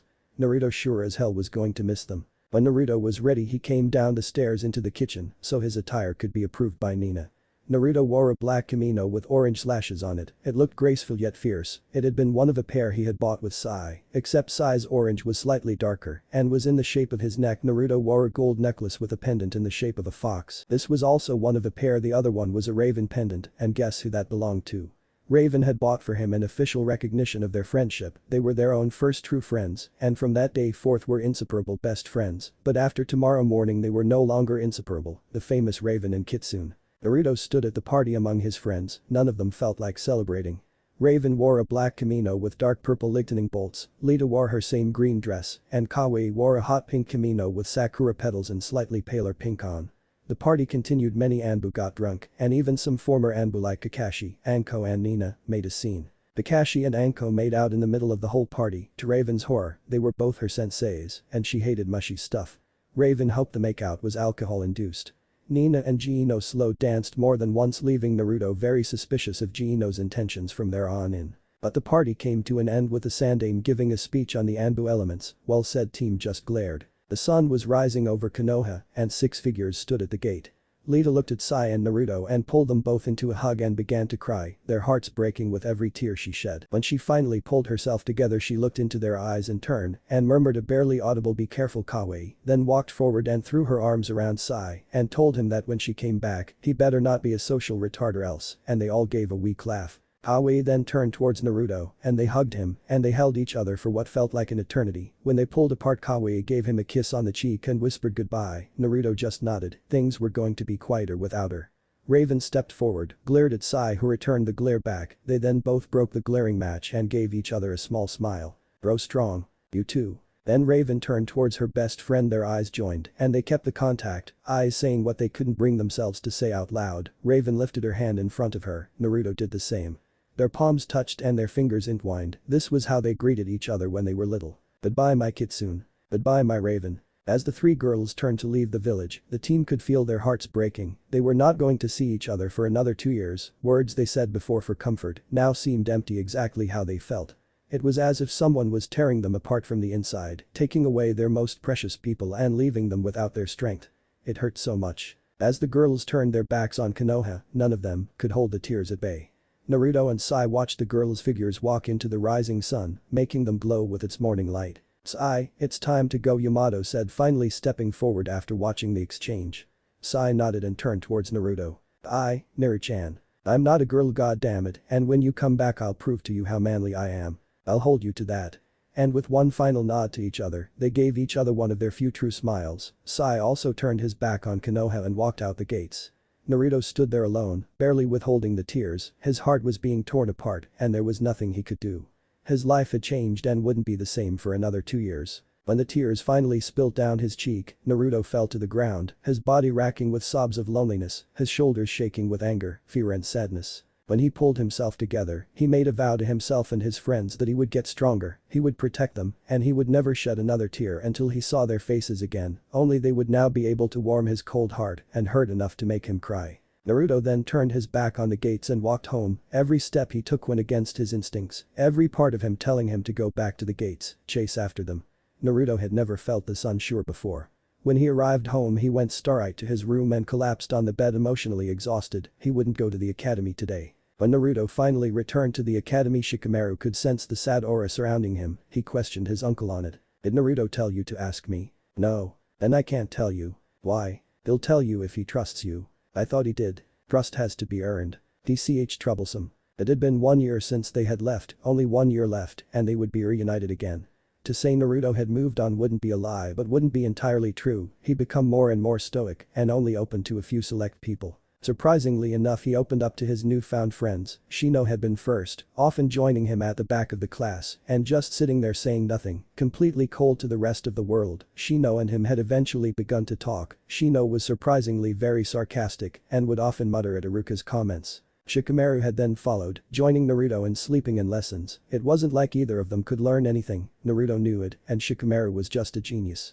Choji had followed Shikamaru, but related to Naruto and struggling to make friends, he and Naruto had an unsaid understanding. Kiba had been the last to join the official gang, he had been the one to make Naruto smile and laugh again. They pulled numerous pranks on Iruka, and with Kiba's added comments, Naruto could only laugh. Even though he opened up to them, Naruto still did not trust them enough to take off his face mask, fearing their reactions. He needed to be able to fully trust them. Strangely enough, it only taken 3 months for any of the Anbu elements to gain his full trust. He guessed it was due to the hardships they willingly shared. Naruto's home life hadn't really changed with the exception that it was a lot quieter. Naruto trained every night with Anko pushing himself to the edge. At first Anko had worried, but knowing his determination, Anko challenged him in all the ways she could. Under her tutelage his taijutsu and kinjutsu improved rapidly. He also developed his demonic precision style under her guidance. It had become Kaiu's job to train Naruto in ninjutsu. He was improving rapidly in these areas, throwing himself into his training. Much to his sensei's shock, being at the academy did have an unforeseen benefit. Naruto was never particularly adept to genjutsu, and his abilities were really suffering without his training from Raven. But, being at the academy meant Naruto went right back to basics, and surprisingly enough it was visibly improving the few genjutsu he knew. Nina looked out her window and sighed. It was a year on, and from what Gino had told her Naruto was making progress with his friends, but it was his birthday in a week, and Naruto was showing absolutely no sign of wanting a celebration. Nina had hoped Naruto would think of inviting his friends to his party, but he just threw himself into his training. I wish I knew what was going on in your mind. You're so distant now, though you don't show it. You've stopped showing your feelings. You just trained your body and heart around the clock. Are you so afraid to let anyone close again now? Please Naruto, open your heart to me. I don't think anyone could have foreseen that their departure would have led you to this. Please my son, it's time to move on. Nina held back a tear. She wasn't really emotional unless it came to Naruto. She had always been forced to lead a life driven by politics. She had always been rebellious. She was constantly told as a child she was ashamed to her clan. In the end the only way to escape the Hyuga elders had been to join the Anbu.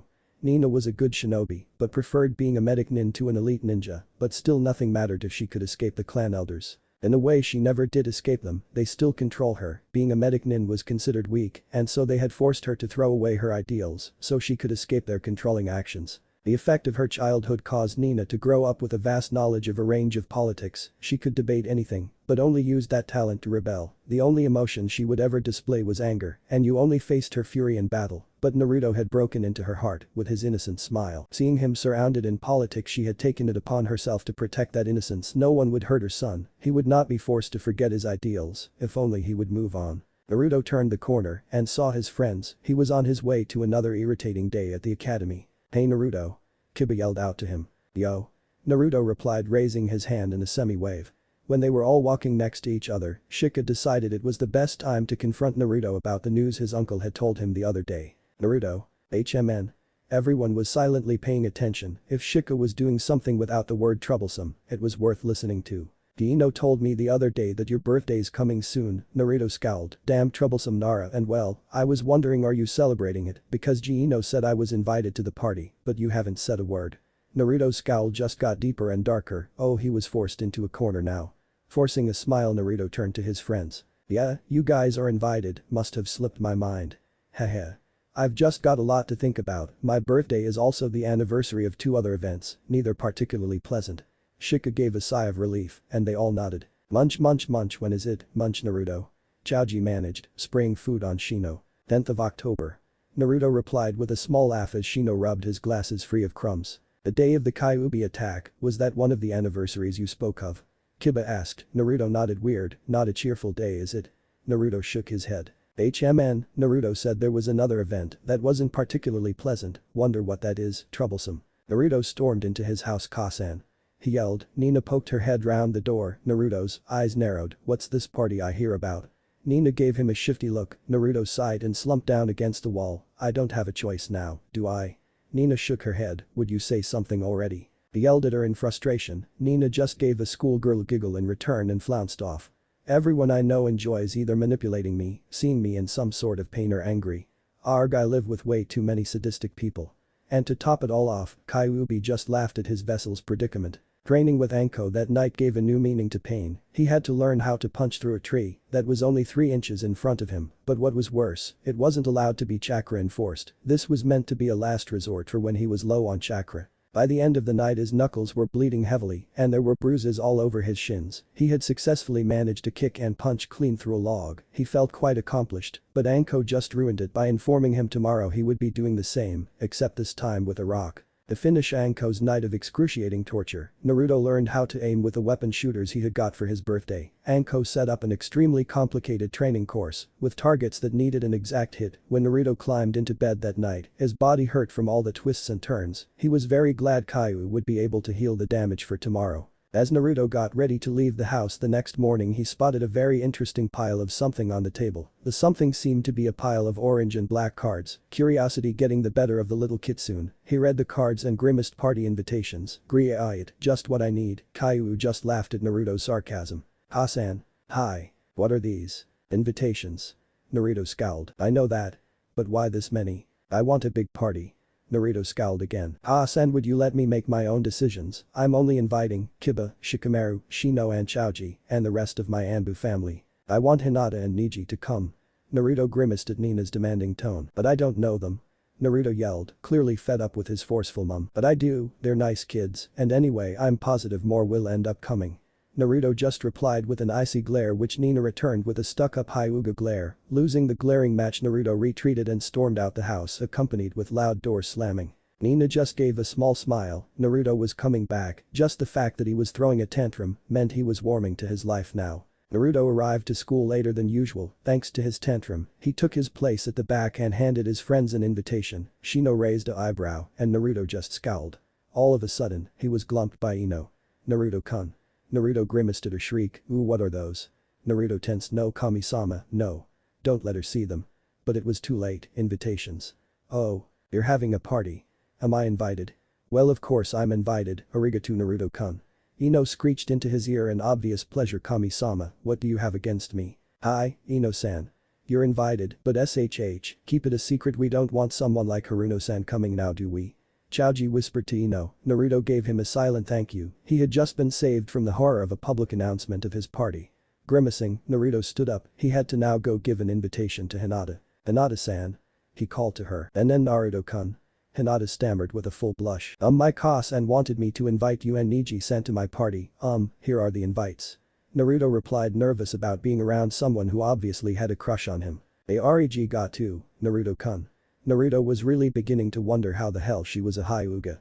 Just then Iruka walked in, Naruto sighed, another day of pointless nothing. The day was a very special day, it had been the day of 3 events, a birthday, the Kyuubi attack, and the disbanding of Anbu elements. Naruto decided that they should just dedicate this day to him already. But the sign Naruto got ready he should be expecting his guests anytime soon. He had specifically asked for no presents, it would just bring back too many memories. His friends and family had accepted his wish, but now the real battle came, a whole day with Ino. What's worse was Anko would be there, he really feared what she would tell Ino to do. Naruto walked down the stairs to find his mother making a cake, while attempting to, there was a ring at the door, so Naruto went to answer it.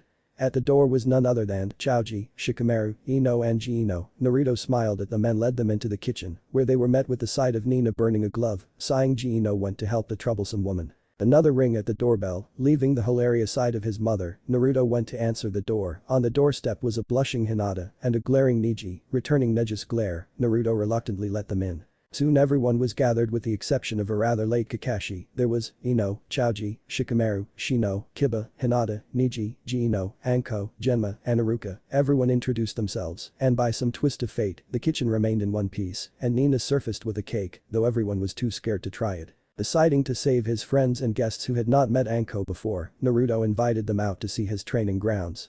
As they stepped out onto the grounds there was a joint murmur of wow. And only you train here, Naruto-kun. Naruto nodded to Ino who was currently latched onto his arm. The discussion continued with the academy students trying to drag out as much information about Naruto's home life as possible, but their minsits were just that bit more interesting. Hinata's minsit I can't believe it. I'm in Naruto-kun's house. Would Ino stop hugging his arm? It's obvious her doesn't like her, but Naruto doesn't really like much, I'll have to find out what he likes in a girl. Damn Ino asked first, HMN, he likes girls who can fight, I'll have to train harder if I want Naruto to notice me. Kai. Ino's minsit Naruto is so hot, he's hotter than Sasuke, he fights better than Sasuke, and he's cooler than Sasuke, and he notices me more than Sasuke. There's no Sakura like there was with Sasuke, and Naruto's got more friends than Sasuke, and can you see a pattern? Naruto than Sasuke, lol, and Naruto is better at being mysterious than Sasuke, I wonder what's under his mask, I still think he's hotter than Sasuke, Naruto has more muscles than Sasuke. Kiba's minsit whoa, look at these training grounds, man they're as big as my clan training grounds. Man, I kinda feel sorry for Naruto, Ino screeching in his ear and all, I think my ears are bleeding. Naruto's family seems quite cool though, I still don't know why Neji and Hinata are here though, must have something to do with Naruto's mum, I hope they don't start hanging with us though, that's too much to handle. Taoji's min said that cake looked alright, though Naruto warned me not to touch it, everyone's busy, and all the food is inside, maybe I can sneak in, I'll just start to creep slowly to the side, slowly. And so the party continued, Neji glared, Shikamaru fell asleep, Choji ate the cake, Shino was silent, Hinata fainted too many times to count, and only Kiba, Ino and Naruto were able to escape Anko and her sadistic plots, especially one that involved a rather late Kakashi who had yet to arrive. Naruto began to wonder whether or not they remembered their alcohol-induced snog at the Anbu party last year, he shuddered at the thought. Your own fault for thinking of it, Ataudo. Urusai kai unai, I know where you sleep, and what could you do to me? Nothing, a big fat nothing p. One day I'll make you regret that, fox. One day in a very far away time, you keep thinking that, furball. Naruto then realized something, it was kinda like a tingly fuzzy feeling, it was a feeling he hadn't felt in a year, it was happiness. Naruto froze, could it be? I am actually beginning to like my life now, without them, I don't understand, how did they manage to break my barriers, even Ino, Hinata and Neji, without them the academy isn't the same, and now the academy is my life. I can move on now, it's time to let go, because I can actually let go. I'm going to become a genin, I'm going to train, and I'm going to have new teammates, just like I have new friends. Raven, Kawaii, Sai and Lita, I cherish you in my heart, and though I feel like crying in joy now, I promise not to shed another tear, so you guys better hurry on back because I'm waiting to cry here. Naruto could hear Caillou laughing at that thought, I'm waiting guys. Come back soon, I have some people I want you to meet. Smiling to himself, Naruto enjoyed the party, he had friends and family, and that was what mattered. What was even better was the look Kakashi gave him when he finally arrived, he was proud of Naruto for moving on, something which had taken Kakashi himself well over a year. Nina, Anko, Ino and Genma all shared a secret smile, Naruto Uzumaki was back, believe it. Naruto was lying in bed, his blue eyes gazing at the ceiling, his head resting on his arms, thoughts reflecting on the day. Suddenly there was a slight tapping on the window, sitting up he pulled back his black curtains, outside his window 4 ravens were hovering, smiling to himself, Naruto opened the window and let the bird in, untying the package, and scrolls tied to their claws. Unrolling the first scroll, he gazed at the familiar handwriting of 3 particular females. Dear Naruto, how are you? Hope you're still training, else we're going to kick your ass when we see you. We saw Sai last month, he's still a retard, we didn't see Yamato, we think he ran away from him. Have you made friends? Raven heard there was an Uchiha in your year, she says you have to spit in his face and claw his eyes out, she's so nice and pleasant isn't she? Ow, she hit me, Lita's calming her down, damn, she has such a bad temper. You probably want to know what we've been up to, but we're going to save that for another time. You better be at the top of the class in the academy, you have to save all of your academy report cards and put them in a box to give to us when we see you, could the box please be pink? Ow, damn it, Raven hit me again, she says make it purple pinky purple. Oh, yeah go me, who's the genius? Ow, damn it. Now Lita's hit me, they're ganging up on me. Keep working hard and we hope you like your present, we bought it when we were with Sai, we've all got our own in our own colors, well we love you forever. And happy 11th birthday Kawaii Ichigo Raven and Lita. Naruto blushed, damn that was a lot of kisses. He started to unravel the second scroll undoubtedly from Sai. Yoneri-chan, how are you? I found this awesome library in the tea country the other day, there was tons of books on psychology and sociology, I'm going to be smarter than Kawaii on the subject, so much for being a social retard, I saw the girls the last month, we sparred, they've some great teamwork going on, I can't wait to get back and spar with you, you better have improved. I bet Anko's training you, and the academy's a real bore, did you make any friends? I hope they weren't girls, Kawaii might get jealous, and if Raven's feeling sadistic she won't hold her back.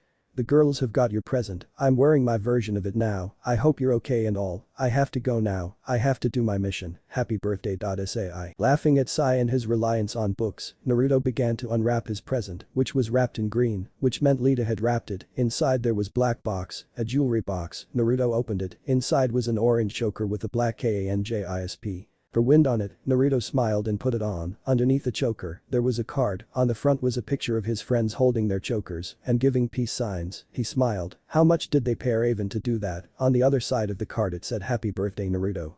Smiling Naruto put away the scrolls and lay back in bed, things were looking up. Months later, graduation day. Naruto had just passed his Genin exam, and as the top rookie, of course the title was accompanied by glares from the Uchiha, a squealing Ino who was shrieking about how great her boyfriend was, note to subconscious. When did I become her boyfriend? Oh yeah, I didn't. His friends were congratulating him, but Naruto wasn't paying any attention to that. He was remembering what his friends had told him about the top rookie and dead last. Flashback. Oh no, so someone graduates at the top of the class and the person with the lowest mark gets the title of dope. 8-year-old Naruto asked his friends. Hi, Naruto-kun, that's the way Konoha Academy works. Raven replies. It's a bit unfair, isn't it? Naruto questioned. He was after all about Morales. Hi, it's unfair, it's so-called recognition. Most of the time top rookie goes to some genius or prodigy, most likely from a prestigious clan. But remember, any dope can overcome the top rookie with hard work. It's one of the quirks of life, just like being top rookie isn't necessarily a good thing.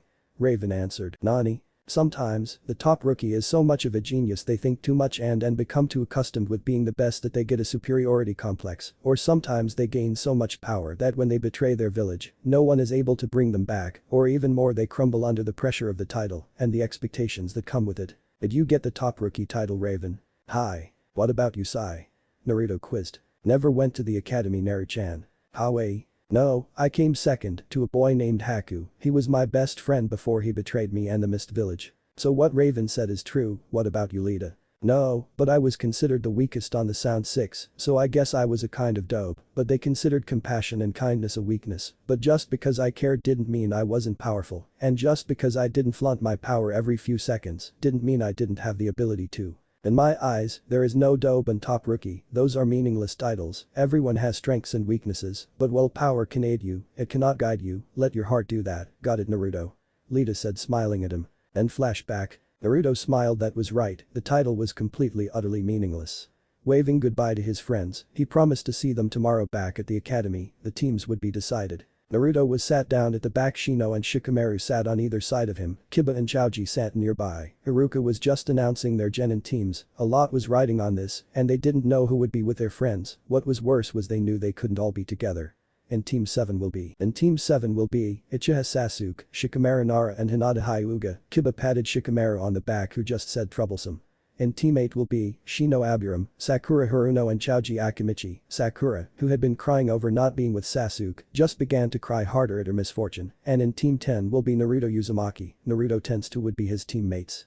Kiba and Yuzuka, score. He got his friend. Naruto and Kiba jumped up with a cheer and Ino Yamanaka. No. Naruto faintly heard Ino cheering through his horror. Something about true love. Kami hated Naruto. Fact. Naruto resorted to whacking his head against the table repeatedly. All the boys, even Sasuke, pitied the guy. He was stuck with his ultimate fangirl. It was a horror they were glad they would never suffer, but Naruto would, the poor guy. When you're all finished, you are dismissed for lunch, and afterwards you will be meeting your new Jounin senseis. I am proud of you for making it to Genin. Your life as a Konoha ninja starts now. Class dismissed. And with that, Naruto stood up, thoughts wondering about who their sensei would be. Maybe Kakashi. Nah, he's been my sensei for too long, and also he has a bad habit of favoritism. Wouldn't he fair to my teammates? Asuma. I'm not sure. I know he has a wind affinity, but that's about it. What do you think, Caillou? There's always that Jinjutsu Mistress Raven was always going on about, but I think she's still a chunin. Damn, she could have helped me with my worst area. What was her name again? Kurenai? No, Kiranai? No, that's not it either. Kurenai. That's the one. Kurenai HMN. I think I heard something about her from Anko the other day. What was she being all sadistic about again? Chunin exams? No, they're not for another couple of months, but I think it might have been the Jounin exam. In that case, you're in luck, kid, you might have a decent sensei. Screw that, you might actually be able to learn something after this year of nothing. Yada. Alright. I hope I get her as my sensei. Oh, Kami, no. Ino's coming over. What's the betting? She wants to have lunch with me. She'll come out with some corny line like, "Oh no, Naruto-kun, since we're teammates and all, I thought we should eat together to get to know each other more." But imitation, though I'm not sure I was fond of the girly voice, so never use it again. Ino came over and as Naruto predicted asked him to eat lunch with her.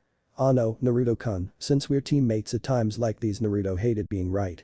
Forcing a smile, Naruto replied to Ino's offer. "Sure, Ino-san." Ino's face lit up. "So let's go invite Kiba, he is on our team as well."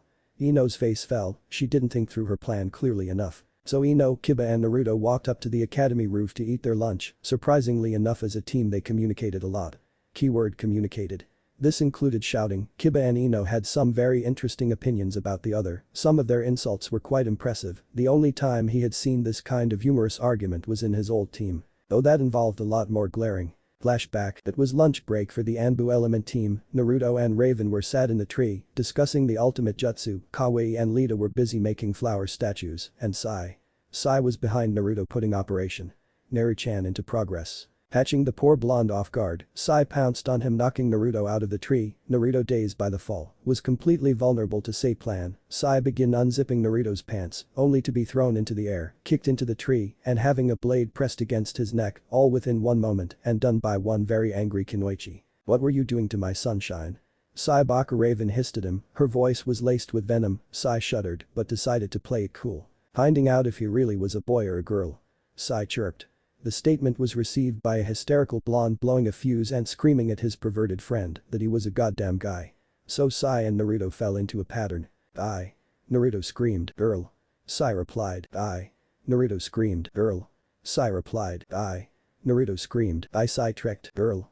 Naruto screamed. Sai smirked. Naruto screamed in frustration that he had fallen for such an obvious trick. Realizing this was going nowhere, Raven interrupted Sai Baka. "Take this as your official warning. Touch my Naruto in that way again, and you die a very, very painful death, K." And Raven said all this in a sickeningly sweet tone. So Sai just glared, so Raven returned the glare, and Naruto just continued to glare at the raven-haired boy, and then Kawaii got bored and decided to join the public display of glaring at Sai. Lita though didn't understand glaring, she didn't understand much of angry nature, and so innocently asked why everyone was so desperate to burn a hole in Sei's head, and if they were that desperate, she would get them a magnifying glass. And if you direct sunlight by a magnifying glass it can burn holes. I learned that in Toy Story. Also, it's meant to be great fun on ants. How sadistic. Everyone just sweat dropped at the nymph's innocence before shaking their heads and going back to whatever they were doing previously, with the exception of Sai, who was rolling on the floor laughing at Lita's comment, which really wasn't that funny. No, really it wasn't, but according to Sai's books, when someone makes a joke you're meant to laugh hysterically, even when the joke isn't funny. It's called being polite. Sweat drop. Then flashback. Naruto silently laughed at the memory. In his own opinion, a team wouldn't be a team without rivalry and bickering. A team was meant to be your family, and it was small things like that which showed how much you truly cared. After all, arguments are caused because you value the other person's opinion and thoughts. You wouldn't retaliate otherwise. As Naruto snapped back to reality, he tried to concentrate on what his teammates were arguing about, something about noodles. Oh, now he got it. Kiba said Ino's hair looked like noodles, so she was calling him dog breath. Noodles, damn, now he wanted ramen. Maybe he could go to Ichiraku's, SP. Right, Naruto-kun? Ino asked. Naruto just stared into space. Naruto-kun. Boy, Naruto. Kiba yelled. Naruto looked up. Huh? Kiba sweat dropped.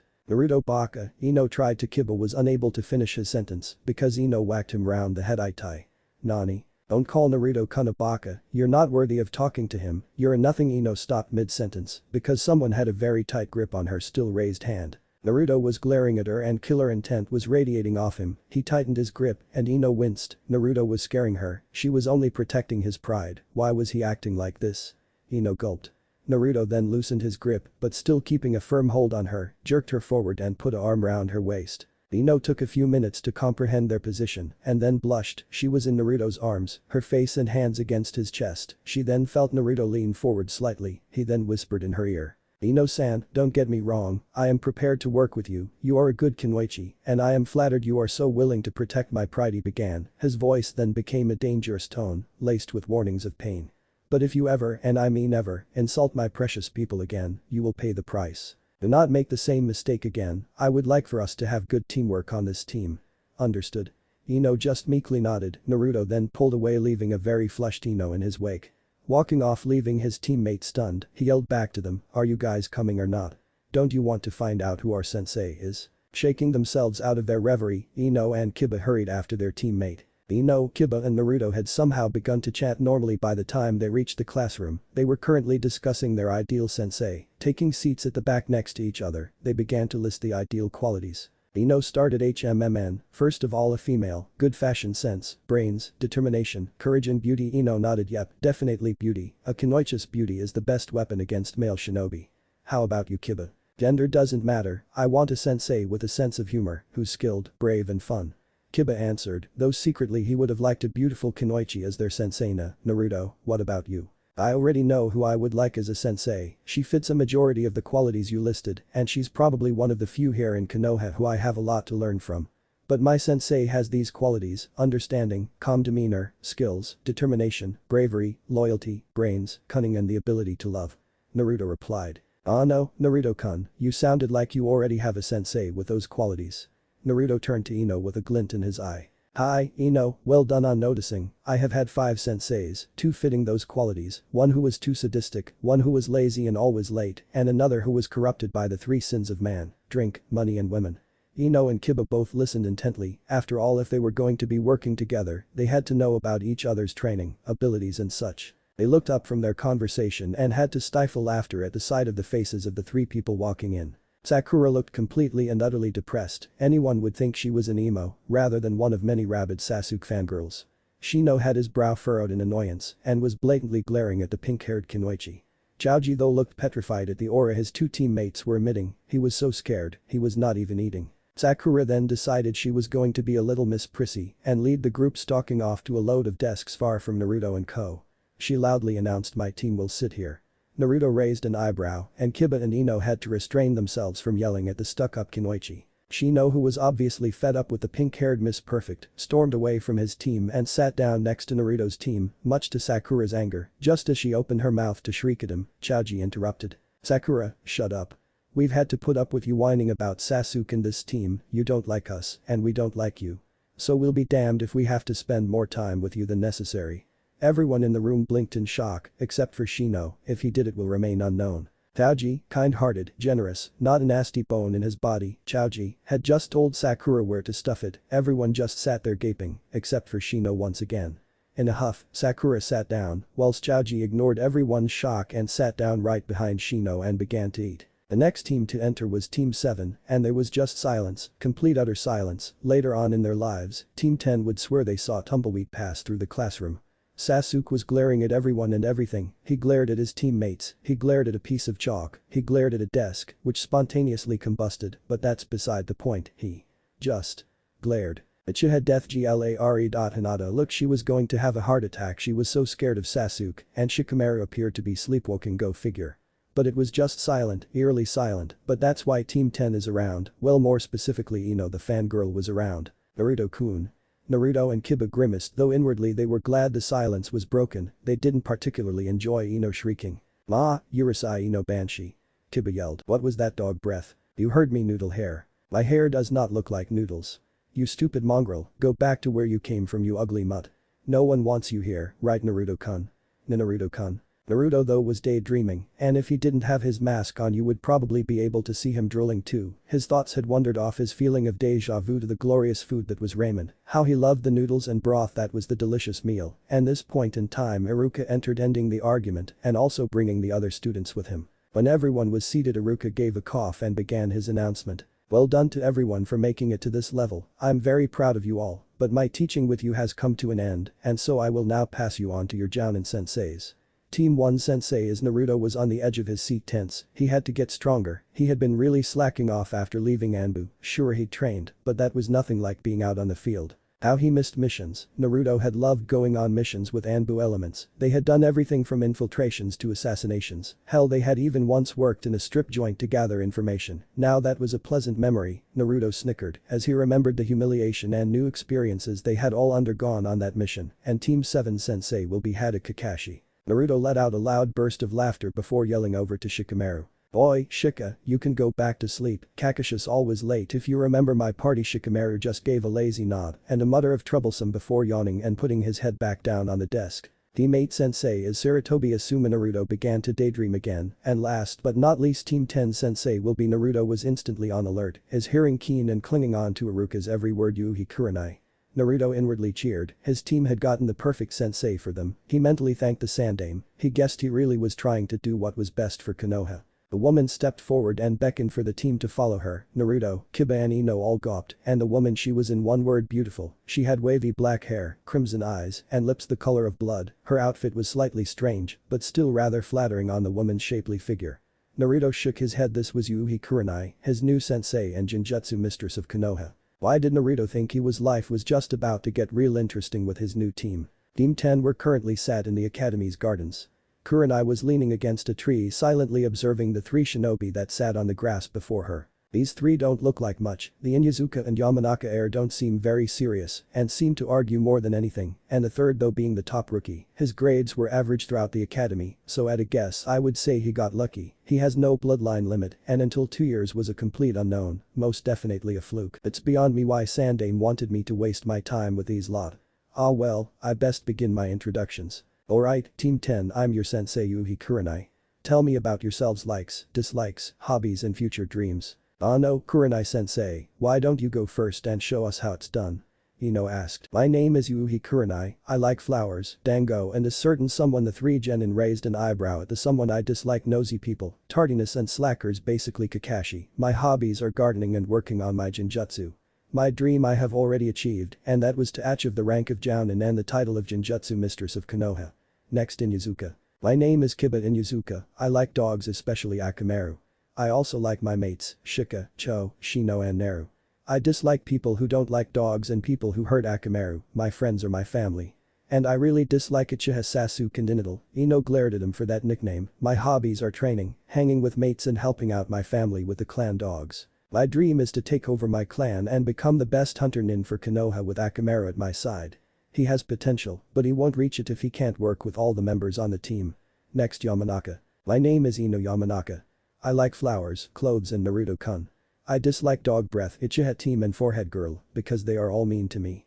My hobbies are helping out at my family's flower shop and training. My dream for the future is to take over my family's flower shop and get the guy of my dreams. Great, another one with potential but lacks teamwork. Worse, she's a fangirl. Next Haddock Wanab. Seriously, what is it with the masks? My name is Naruto Uzumaki, I like training, ramen, pulling pranks, and a certain load of people. I also like most of the people I've interacted with in the academy. I dislike people who are judgmental and blind, people who interfere, and certain nin who hurt my best friends. My hobby is training. My dream is to be reunited with 4 people and achieve our revenge or acknowledgement so we can finally live our lives. Can we say mind of an adult? This kid sure is mature, I take back the fluke thing. Well, you are all individuals with potential. I want you to meet me at Training Grounds 22 tomorrow at midday. You will be taking part in the survival test, bring your ninja gear, come prepared to risk being failed and sent back to the academy.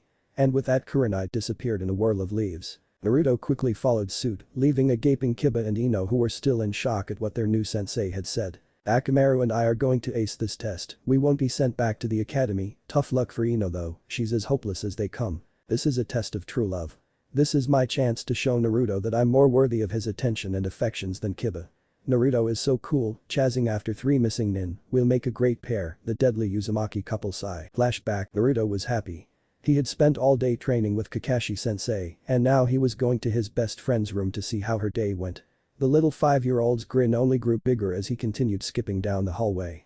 Arriving at a black painted door with a purple lightning bolt drawn on the door sign, Naruto knocked. The door opened to reveal a 7-year-old girl, who mechanically glared at her visitor. Upon realizing who it was, her eyes softened before letting her best friend into her room. Naruto happily skipped in and spun round to face Raven. He automatically began taking in her outfit, it was a brand new one, as she had just passed her genin test. Raven wore a purple t-shirt with a fishnet shirt underneath, she wore a black leather miniskirt that had slits up the side and black jogging shorts underneath. On her arms she wore black silk fingerless gloves that came up to her elbow and black knee-high boots. Her long raven hair was tied up in a loose high ponytail, so strands of hair had come loose and framed her face, and to finish the look off, she wore the gold raven necklace that he had given her in acknowledgement of their friendship. Naruto felt a bit plain in his black t-shirt and orange shorts. Shaking his head, Naruto broke out into a grin. So? Raven only raised an eyebrow in return. Did you pass? Raven nodded and gave her friend a small smile as he began to jump around the room happily. Yada. I knew you would do it, Ray, I bet you're the best genin ever. Did you meet your team and sensei? Another nod. Well. Raven just ignored him and walked over to her music system. I'm not a mind reader, Ray, so you're going to have to tell me. Raven still ignored him and put on System of a Down, Chop Suey. Naruto sighed as his friend began to headbang to the music. Sure, Ray wasn't the most talkative of people, but she usually spoke more than this, either she had spoken to her dad or she got stuck with a really bad team. My life sucks, Raven said finally as she flopped down on the bed looking up at the ceiling. Naruto only rolled his eyes as he heard his friend's favorite angst phrase. He also flopped down on the bed joining his friend staring at the ceiling. The team sucks. She continued. It can't be that bad, Raven only replied with a scream of frustration before burying her face in a pillow. Naruto sighed realizing his friend was very tense. Reaching towards her raven hair he pulled out the hairband and let the dark locks fall loose. Reaching towards his side he picked up a hairbrush on the bedside table. Slowly and softly he began to brush her hair. In the year he had known her, Naruto had learnt this was the best way to soothe the girl. "So who did you get stuck with?" She gave a low growl. Naruto only laughed. "That bad, huh?" Raven all of a sudden rolled over and jumped off the bed. Facing Naruto she put a hand on her hip and began to relay her day to him. "So dad says be a good girl, Raven, take the exams, so I take the stupid exam, which was ridiculously easy. No wonder so many ninjas are Kia if the tests are like that, the academy totally sucks. So anyway, because I did so well, not that I had to try or anything, I get put on a team that had lost a ninja. Bet you she died because she didn't know what to do. Stupid academy don't teach the right stuff. So I'm on a team with some no-name sensei, which totally sucks, and then I meet my teammates, they're both Uchiha geniuses, and one of them's grinning at me like there's no tomorrow, and I wonder why he's not dead yet, and he introduces himself as Shisui, and he blabs on, but I ignore him because what he talks about probably sucks. And then the other one is the well-known Uchiha prodigy Itachi. What do people see in him? Doesn't look like anything special, just an ice cold prick. The only thing decent about him was his killing intent, but I think it was directed at me, so that sucks too." Naruto had to bite his lip to prevent himself from laughing. He knew why Raven was unhappy, and it was really quite pathetic. Raven's father, who she completely hated, was good friends with the Uchihas, so she considered them as her enemy. The other reason was with a prodigy like Itachi on her team, Raven would completely disappear into the background. Contrary to how Raven acted, she wanted her father to be proud of her for once, but instead he treated Raven like a tool. Raven's dislike was only from misguided hate and maybe some jealousy, quite shallow really, maybe he should tell her. So in conclusion, my day completely and utterly sucked.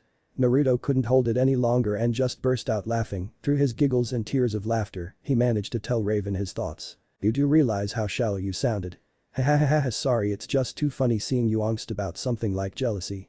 Raven just glared, making Naruto laugh harder. When Naruto had finally stopped laughing, he told Ray to give her team a chance. Though she was reluctant, she decided to listen to her optimistic sunshine. Hours went by and the two friends just enjoyed spending the evening in each other's company. That was until Naruto came up with a burning question. "Ray, millimeters, what's the point of Gen in teams? I mean, surely it holds you back from your potential because you will all have individual dreams." "Chance? That makes no sense, or are you just not saying the whole thing? Everyone is getting a chance to be Hokage. If the leader of the village is self-centered and doesn't know how to treat people, the village will ultimately begin to fail. I still don't get what this has to do with teams. Teamwork and leadership, learning how to cooperate with other people, a necessary quality for Hokage." "Asuka. I'm a natural at cooperation, aren't I, Ray? If you mean a chatterbox then yes, otherwise you're a stubborn brat." "Ooh, so mean. But Ray, why would you want to be Hokage?" "I don't. It just mean tons of paperwork, which sucks. If you ever find out why, be sure to tell me, sunshine. Now help me paint my nails." "Nani?" Naruto asked, surprised. "Paint my nails, baka." "Ow shite. Because Itachi paints his. I thought you didn't like him." Raven just glared. Alright, I'll shut up." And so they began to paint Raven's nails black while Naruto hummed the nursery rhyme "Pop Goes the Weasel." And flashback, Naruto pulled himself out of his meditative state and blinked owlishly, taking in his surroundings. He was sat on his bed in his room. The time was 11 in the day. He looked down into his lap where his pet fox Kyuubi was curled up. He could still remember Lita giving it to him about a year and a half ago now. Sighing, he picked the fox up and put it on the bed. He strapped on his weapons shooters that Anko had given him and rechecked his ninja gear, putting on his mask. Naruto checked the time, 11:07. Good, he had time. Kyu. Oh, Kyuubi sensei. Nani? Stupid Gaki. The memory. Oh right, yeah, did you get the information? Weren't you watching? I was sleeping. You're useless. Shut up, Kit. Did you get the information anyway? Yeah, if I'm right, the point of these squads is teamwork, so I just have to make sure Kiba, Ino and I work together on this little survival test. But now hurry and get there early so you can familiarize yourself with the surroundings so your sensei doesn't have an advantage." Naruto arrived at training grounds 22 at half 11. The first thing he noticed was trees, lots of them. "That will be useful for concealing my presence. I wonder if any of the others can suppress their chakra. If not, then we'll have to take full advantage of the trees. Now what else is there?"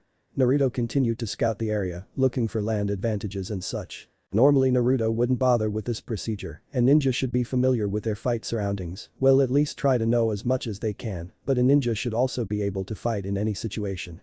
But Naruto was fighting with two amateurs. Ino and Kiba were good for their age, but he was just out of their league. Naruto had no doubt that he could take down a Jounin if he fought to his normal standards, but Kurenai specialized in his weakest area, making her a formidable opponent, therefore if Naruto wanted to fight her, he wouldn't hold anything back. Now in most situations Naruto was comfortable with that plan, going all out stretched him to his limits, so he then knew how much he had to push his training.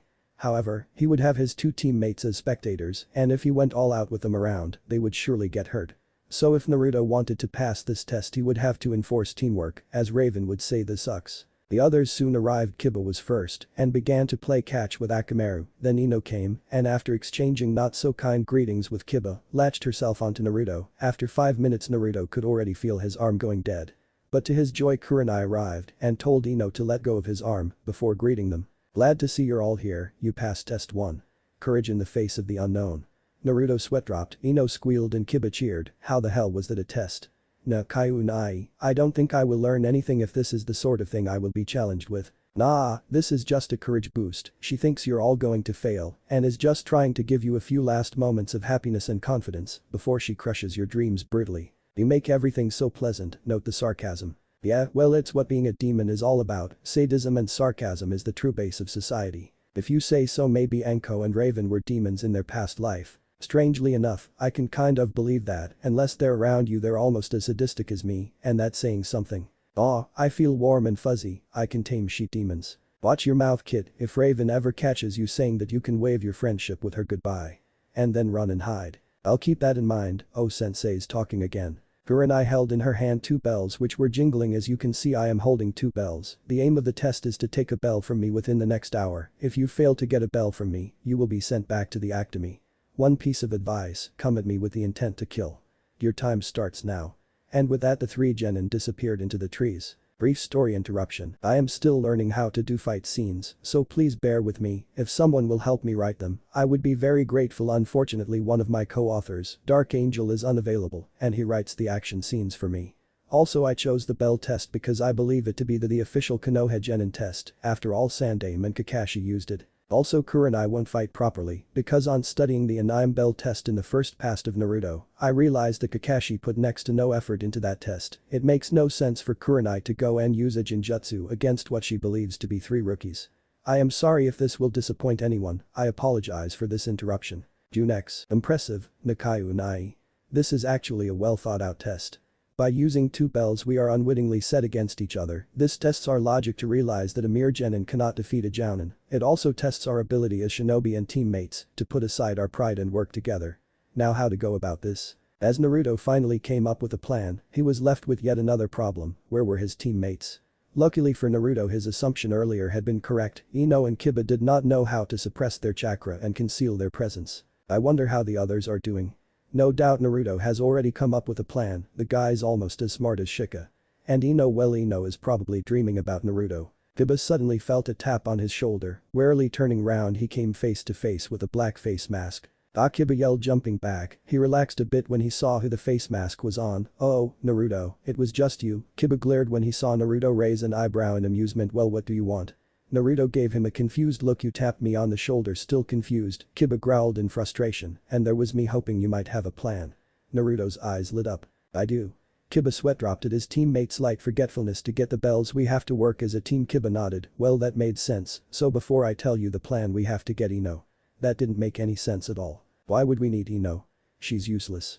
Kiba complained. No she's not Kiba, no matter how boy obsessed Ino is, she's still a good Kunoichi, and her clan abilities are a valuable asset to this team. Kiba sighed in defeat. Fine let's go get Inidal. Naruto looked at him for a second before cracking up into hysterics at the nickname. Kiba rolled his eyes at his teammates' antics, though secretly he was cheering. He was the only one who could get Naruto to laugh and smile regularly. He never saw the smile, just the curving of the boy's eyes, but he knew that Naruto by nature was a smiling and happy kid. He knew this because of Naruto's laugh, it suited the boy, the laughter was breezy and free. Kiba often wondered what made Naruto try and hide that laugh. It was a simple plan really, it just worked on the element of surprise and distraction. Naruto would make 2 shadow clones, his 2 teammates would set about making traps. Once Ino and Kiba had made the traps, one clone would begin aiming kunai and shuriken at their sensei, Another clone would then attack Kurenai, engaging her in a taijutsu battle. Because Naruto's taijutsu skills were above genin level, Kurenai would have to concentrate in order to land the hit needed to make the clone disappear, avoid the projectiles being aimed at her, and also avoid the traps. As soon as she landed the hit, Kurenai would be caught off guard by the fact it was a clone. Kiba would appear from behind, catching her unaware. Holding her still, she was left victim to Ino's mind transfer jutsu. Ino would then hand over the bells to Naruto. That was the plan. Kurenai fainting once being released from Ino's jutsu was not part of the plan. Kurenai awoke feeling slightly groggy. Is this even a word? She blinked in a daze for a few moments before her eyes focused on the boy crouched beside her, grinning like a fool. Blinking again, she recognized the Inuzuka boy. Looking up, she saw the other two genin looking down at her quite concerned. She did a double take when she saw that Naruto's arm was around Ino's waist. She then realized it was to support Ino, who was also a bit faint from using that jutsu, and though Ino was looking fine now, it was obvious she wasn't going to tell Naruto anytime soon. Drawing her attention to Naruto's other arm, her eyes widened at what Naruto had clenched in his hand. The bells. Either I'm really weak or this is an exceptional team. For the sake of my ego, I'm going to go with the latter. Looking up at the three genin, Kurenai gave them a smile. Well, that was some impressive teamwork from you guys, so I guess I have no choice but to pass you. Congratulations. Hiba and Akamaru began to jump around in joy, while Ino just beamed at the praise and Naruto let out a small but very beautiful laugh. Well, you know what this means, right, Naruto-kun? Naruto sent Ino a very confused look. We have to go shopping to celebrate. Naruto grew very scared and threw Kiba a desperate look. Kiba just laughed at his teammate's predicament. Naruto growled, and as Ino began to drag him off, he grabbed Kiba and pulled him along. Akamaru followed his master, barking. As they started to walk out of her sight, Kurenai laughed as she could still hear Ino's chattering, Naruto's wails for help and Kiba's scream of frustration at Naruto for pulling him along, all of this accompanied by Akamaru's barks. Team Kurenai was loud, argumentative and childish, and yet they had the potential to be the best. Ino squealed, Naruto-kun isn't that just the cutest? Naruto gave another weary nod. Oh, Naruto-kun, wouldn't that just look great on me? Naruto gave Ino another weak smile before turning and clinging onto Kiba like he was the boy's lifeline. Kiba patted the boy on his back as the blonde gave another muffled wail of terror. Naruto-kun, dog breath, carry my bags for me. The girl said before dumping another ridiculous load of bags on the poor boys. How does she do it? Naruto yelled in Kiba's ears. Kiba turned round and yelled his answer back to Naruto in a desperate attempt to be heard over Ino's squeals. I don't know, but I blame it on the stupid Kami up there who decided to give these girls ridiculous stamina and what seems to be endless amounts of money. Oh, Naruto-kun, look at that. Naruto looked up at Ino's especially loud squeal. Looking up, he shook his head in amusement. Hanging up in a stall were three particularly large plushies, one of a pig, one of a kitsune and one of a dog. Aren't they just perfect? Ino questioned Naruto, giving him what sounded like a lovesick sigh. One for me, you and Kiba. It's like a sign that this team was meant be. After the purchase of the three plushies, the teammates waved goodbye to each other and set off home. Upon his arrival home, Naruto had only just stepped in the house when he was glumped by his Ka-san and Ni-chan. Anko ni, Ka-san, let go. The two women just ignored his yells and proceeded to drag him into the kitchen where Ino, Genma, who was on a mission during Naruto's birthday, Kofathorus Furgathinkov, Iruka, Old Man Hokage and even Kakashi sat. Looking at them all, Naruto gave them a huge grin. I take it you passed then.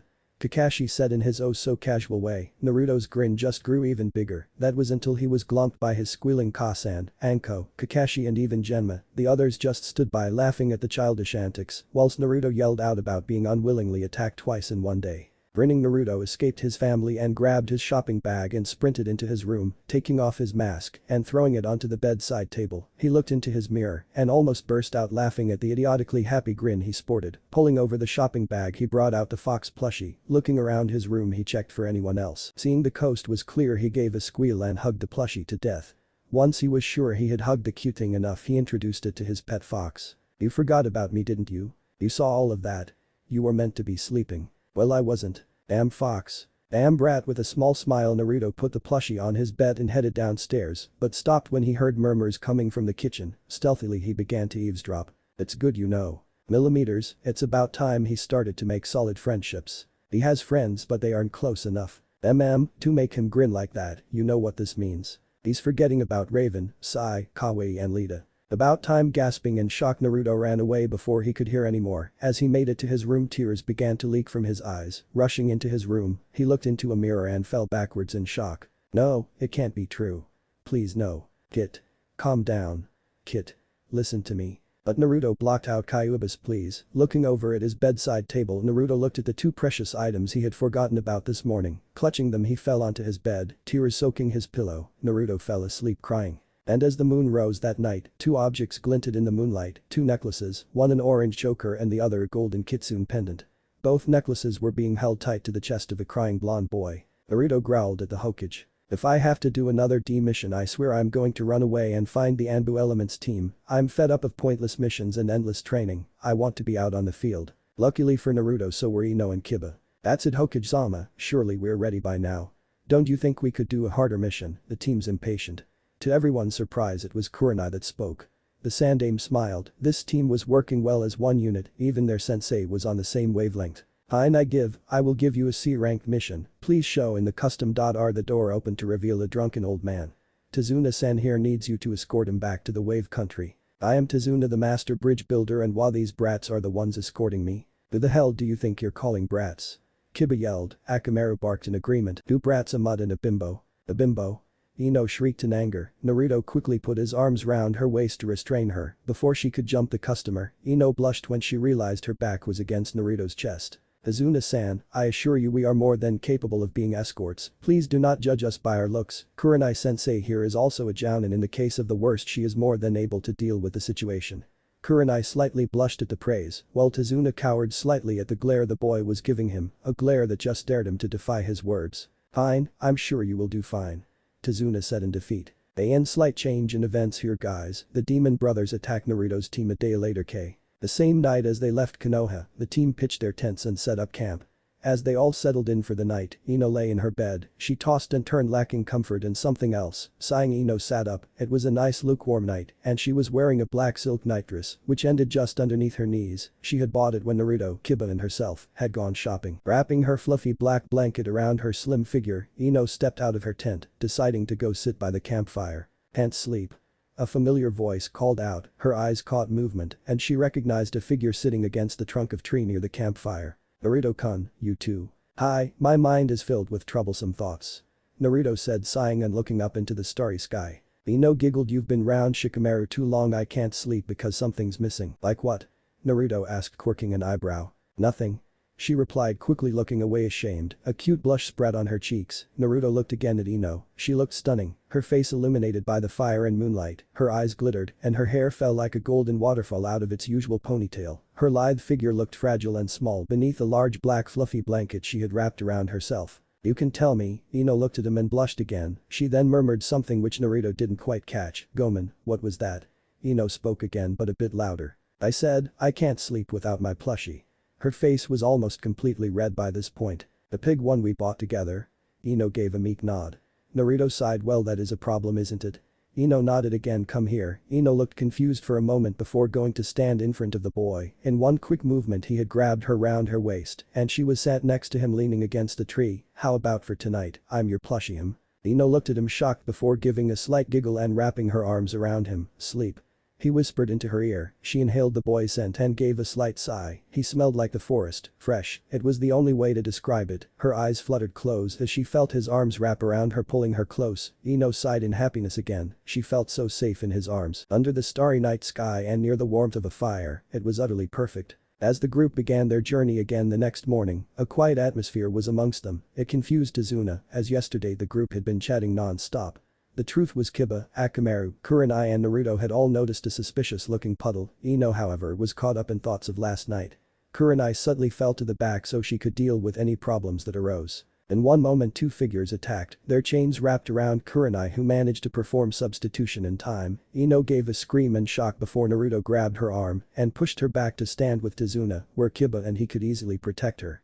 Kiba and Akamaru had performed their beast clone jutsu, each one of them taking on the one of the two nin. Naruto rushed to help one of the Kibas as the one of them was thrown against a tree. Naruto rushed in to defend his teammate. Wind Cyclone Jutsu.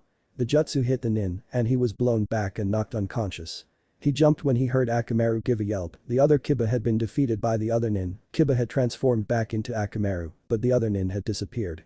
Naruto whipped around and began to run as he realized who they were aiming for and who would be caught in the crossfire. Ino rushing to get in between the nin and Ino. Naruto saw the nin raise his claws to slash at the girl. Ino's eyes were wide with shock. Blood splattered everywhere. The claws went through her chest. Naruto. Ino screamed as the boy fell at her feet, a deadly wound through his chest. Oh wee. A young girl screamed, her hands threaded in her blonde hair clutching at her head. That hurt, you bitch. She screamed at her companion, a raven-haired girl with a rather cold aura about her. Sorry, what was that? The raven replied. You heard me. The blonde shrieked. Whack. A brunette appeared along the two, her hand also connected with the blonde's head, just as the raven's had previously. Why do you always gang up on me? The blonde cried as she crumpled to the floor, still clutching at her head. Because you're a nuisance. Pick yourself up now, we need to keep moving. The raven answered. You do realize I'm losing brain cells every time you hit me. If my IQ score goes down, you'll pay, bitch. The blonde screeched indignantly. If you shut up and stop telling me about different flavor lip glosses every 5 seconds, maybe I wouldn't hit you. The raven said, rounding on her companion. Will you guys quit it? We've been out of Konoha for almost a year now, and all you do is argue. Please just stop. The brunette yelled, getting in between her friends. Fine. Both girls murmured as they reluctantly agreed. Isn't Naruto-kun's birthday coming up?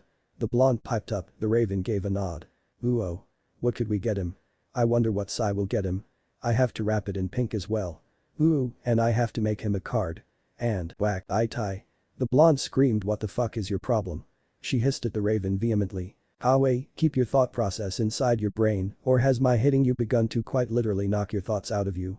The raven asked her coldly. Kawaii just glared, her pretty pink eyes watering up at the pain and harsh comment. Bitch. Whack. And so the process continued, with Kawaii screaming profanities at Raven and Raven just looking plain bored and finding hitting Kawaii a mere pastime. In the background, a young brunette watched her teammates and sighed. Bop. Lita twitched. What the? Oh. She exclaimed, rubbing a bump on her head. Her teammates stopped their activities momentarily to glance back at her and throw her an inquisitive glance. Something hit me on the head. It was probably Raven. Kawaii grumbled, but only got a glare from the dark girl. Bop. Lita held her head once again as it was attacked. Raven merely raised a slightly amused eyebrow. Kawaii though managed to catch a glimpse of her friend's assailant. Bending down, she picked up the object. It's an acorn. She stated. Thank you, Captain Obvious. Came Raven's sarcastic reply. Growling, the blonde made an unruly attempt to aim the acorn for Raven. It instead rebounded and hit herself in the forehead. Fuck.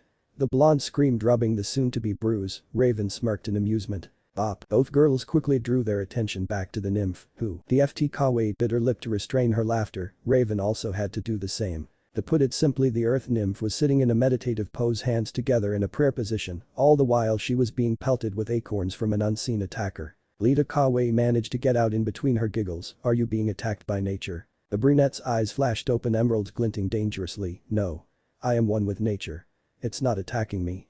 She yelled. Oh really? So what's this then? Raven asked, picking up acorn in fake innocence. She smirked as Lita opened her mouth and closed it, looking like a fish desperately looking for a good excuse. D-E-N-I-A-L. What does that spell? Denial. Kawaii yelled in a cheerleader cheer. I am not in denial. Lita all but screamed. Raven gave a sigh. The acorns were still coming, and she really wanted to get off this dirt road and out of the sun. She never was one for the sun. Usually she would just go fuck this, create a lightning orb and fly to the nearest village, but these were her teammates, her friends, and she really couldn't afford another teammate losing IQ points. With another sigh, Raven used her amazing speed to capture the attacker. Kawaii collapsed to the floor in laughter when Raven came out holding a squirrel by the tail. Lita, I think you're out of balance with nature. The raven stated. I am not. The poor thing was probably just confused about being around my comforting and nurturing force. To prove her point, Lita outstretched her hand to the adorable squirrel to show it friendship. It was all fine and dandy. Ow. Except the squirrel bit her. Rabies. You disinfect her. Kawaii screamed as she began to run round in circles, waving her arms. Raven sighed, dropping the squirrel. Vermin should learn to fly if they don't want to get hurt, in her opinion. She knocked out her blonde companion, who had herself begun to foam at the mouth. Lita though was in shock. A creature of nature had committed a violent act towards her, a child of Mother Nature. Did it not know who she was? Did it not understand the severe consequences? Bop. Lita twitched as yet another acorn hit her head. Her eyes turned to green ice, and she fixed a glare at the squirrel, and in her most deadly tone, she muttered a life-changing threat. This is war. Okay, when you're quite done threatening the vermin, can we get a move on? Lita turned round and gave her teammate a confused look when she saw her blonde friend over the girl's shoulder. Phobia, she said in answer to the look. Sending the squirrel one last glare, the girls walked into the sunset, trailing once more down the dirt road. Bright flashing lights, red, pinks, yellows and other neon colors, brightened up the stained sidewalk. Whores stood against buildings in cliques of friends gossiping about their lives and latest clients. Junkies stood in alleys where you could hear cats wailing and drunks yelling. A few people stood in the main part of the dirt road, trying to attract a few of the passers-by into their area of business. Buildings thrummed with loud music, brothels, clubs and pubs all stood alike, looking as sleazy and dirty as the other buildings. One building stood out with its bright purple exterior, red lights flashing, and a classy black and white sign saying in fancy letters the Juniper Juice, a bizarre name which must have had a meaning at one time. It was the only building in the district where peals of laughter that didn't sound overly drunk could be heard. A young boy of perhaps 13 pushed open the doors to the entertainment house. The air was smoky and smelled of alcohol. The people reeked of sweat, but all that was forgotten amongst the huge grins on the customers' faces. The Juniper Juice was one of a kind, owned by a young man and his horse. The man Kayasuk was of about 28 or so in age. He ran the house. The whores worked for a good pay. They did their business and allocated rooms for their own protection. There was 7 of them in total. They rotated between being waitresses, whores and stage entertainment. The 7 whores brought in good business, having been a renowned clique even before the Juniper Juice. They were named after the 7 deadly sins. Luxuria, lust, gula, gluttony, avaricia, greed, acedia, sloth, ira, wrath, invidia, envy, and superbia, pride. Luxuria had long white hair down to her waist and crimson red eyes. She was awaiting her next customer dressed in a loose white robe with red lacy underwear on underneath only. Gula had short black hair and silver eyes. Her eyes were currently glazed over. She was intoxicated from drink and drugs, but still more and more sake found its way to her mouth. Avaricia had aqua hair and matching eyes. She was currently serving men in a skimpy waitress outfit. Taking advantage of their unaware state, she overcharged them, and her eyes glowed with glee as she counted the money. Acedia wore a black fishnet dress with a black corset over the top and a black lacy underwear underneath. She wore an open black trench coat. She was lying on a mattress, her blonde hair fanned out beneath her, offering herself to the guests. Ira had crimson hair and crimson eyes, currently entertaining guests upon the stage. Her spitfire personality was rare in the area. Her rants on the world were humorous, and her sarcasm was as sharp as the vodka she took sip of regularly. Invidia had long green hair and green eyes, dressed the most decent of the girls, and the youngest, still maturing. She was often overlooked. She was also in a waitress outfit, serving guests with a bright smile, but a dangerous flash in her eyes. And last but not least Superbia, brunette hair pulled into a sharp bun, and dressed in tight black leather, cracking a whip for those men who needed a lesson. The young boy coughed slightly as he entered the place, his eyes taking in the atmosphere. Gula appeared at his side, a long posh cigarette in her hand. She exhaled softly. The boy coughed once more, and she used the opportunity to check him out. The boy had choppy raven hair which ended at his jawline, dark eyes. He wore a black fighting outfit with pouches. She then spotted the Hittite around his head, a shinobi. The symbol was in the shape of a leaf. Hi, I'm in need of your help, the boy began, an eerily innocent smile on his face. Before she could reply, Invidia appeared. We're at your service, she trailed off, awaiting a name. Sai-san, I'm Invidia, what is it you require? She asked sweetly. I require the expertise of the 7 deadly sins. I think my last 3 S-class missions and SS-class mission pay is more than enough to ask you to shut the Juniper Juice down for the night and help me with my problem. Sai said, presenting a great deal of money. Invidia and Gula eyed the money with wide eyes. Avaricia suddenly appeared at Sai, side-eyeing the money with a great deal of interest. Sai-san, I'm positive we can comply with your request, Invidia finally managed. Random interlude. The 6 o'clock news, bold Raven italics Kawaii. Hello and welcome to this evening's news. I'm Raven. And I'm Kawaii Ichigo. We bring you the latest update on the squirrel abnormality. Is abnormality even a word? Whack. If I want it to be a word, it's a word. Got that? Hi. Yes, the latest update on squirrel abnormality. It seems that squirrels are turning against nature, brutally attacking their mother. Sweet Mother Nature. I didn't know you considered anything sweet. Sweat drop. Mother Nature has a sadistic side as well, you know. Have you never been in a lightning storm or seen a tornado? Oh, I thought that was just you in a bad mood and Naruto joining you in making havoc. So who caused the tsunami then? Oh, that was me throwing a tantrum. No, it wasn't, you were baking cookies. How do you know? Because you and Naruto forced me to help. Cooking is stress relieving. I use a punch bag to relieve stress. Then why do you hit me? They're my punch bag. So yes, you didn't cause the tsunami because you were busy enjoying my pain. Then who caused it? Sweet Mother Nature. I thought she was sweet, so why would she do that? She has a sadistic side. Oh, she does. I give up. What were we talking about again? Squirrels. Oh yeah. What about squirrels? Sweat drop. The brutal attacks. Right.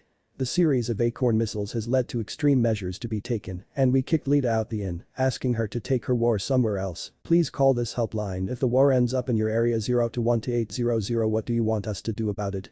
PFT Baka, we'd like to know so we can help. Mumbles under breath, code for laughing at your pain. Where is Lita? Outside the tent with an OMFKS face. OMFKS? Oh my fucking Kami-sama Anko taught me it when I was 3. That explains a lot. Blair, think Lita resolved the war? Don't know, don't care. What was the news for then? Bored and wanted to announce Lita's misery to the world. Sadistic bitch and proud. Both look out the inn's window at Lita who is being pelted by rain and hail. Wait, no acorns. Lita is still watching them with an OMFKS face. Raven and Kawi smirk, then wave, and they then go and lie in their nice warm beds. Somewhere in the world a squirrel laughs. So that's what I need your help for. Sai finished. Sai looked expectantly at the 7 Sins and Kayasuke. The Sins exchanged a few glances before all 7 women burst out laughing. Kayasuke smirked, also slightly amused. Acedia was the first one to stop laughing. She was lazy and it was too much effort to continue to laugh. Sai-kun, you don't seem to understand, we know nothing about love, whatever we do here is all an act, she told him. But if it is an act, you still must know about it. Sai-kun, there are a few signs on the outside, but it's impossible for us to describe the feeling of love. Luxuria explained. Still, what are the signs? Apart from wanting to be with your love, the signs can vary. Ira answered, but is love deep? It's the deepest feeling there is. We sins are the temptation which you must ignore, love is the virtue you must cherish.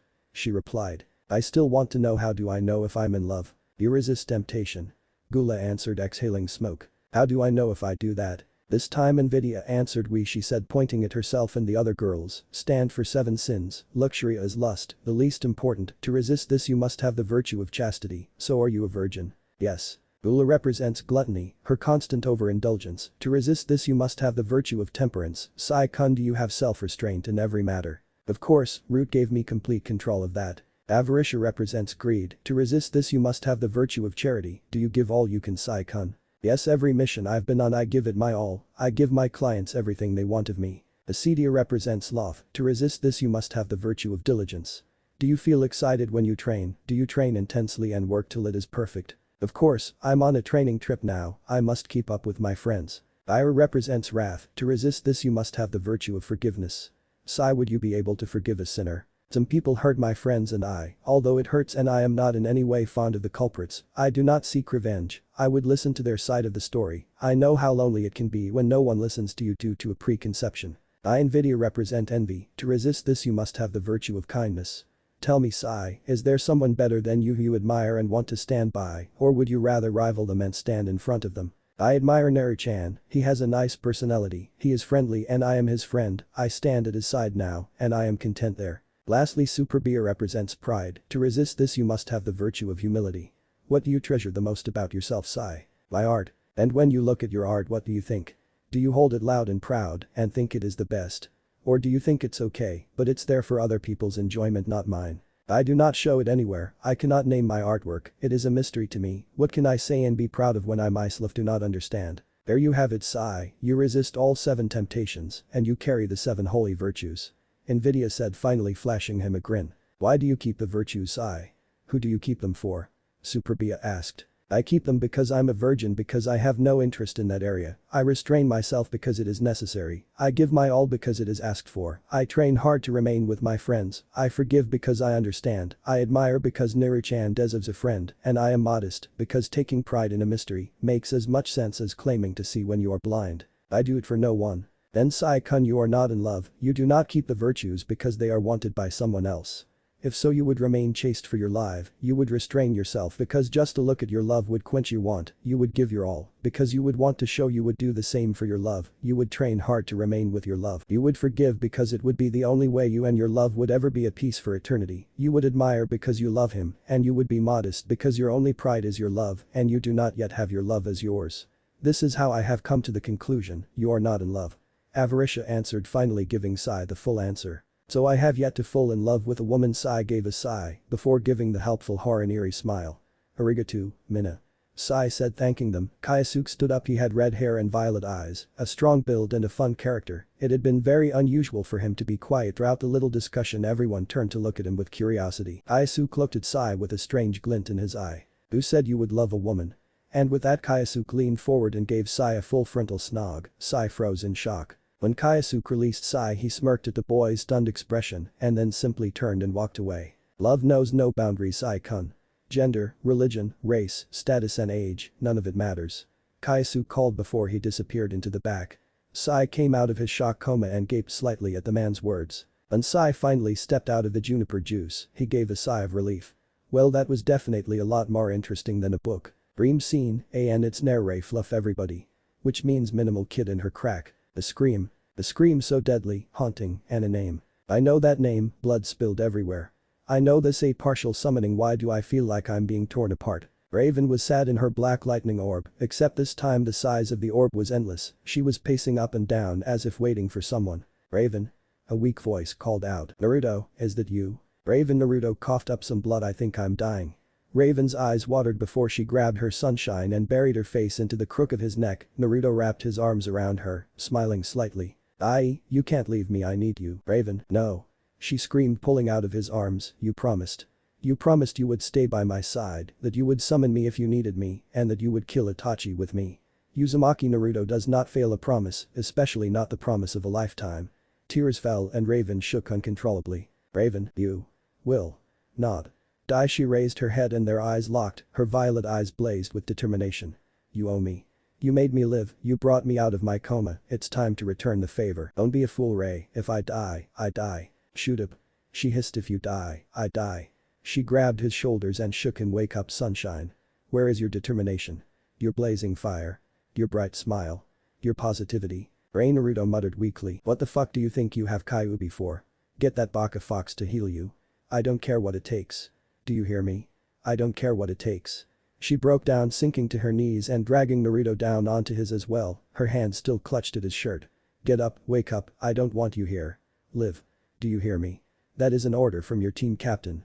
Live. The world around them began to get darker. Naruto, please, I'm weak without you. Raven was sobbing, and Naruto froze in horror. He had only seen Raven in this state once before, when she was 10 and he was 8, when Itachi put Raven in the mental coma. This was the state she was left in. Naru, PLICN''T2PL. It hurts. Her words were just incoherent over her uncontrollable sobs. The world around them continued to get darker, and the lightning no longer retained its orb shape. Naruto began to understand what was happening. Raven was losing her mental stability all over again.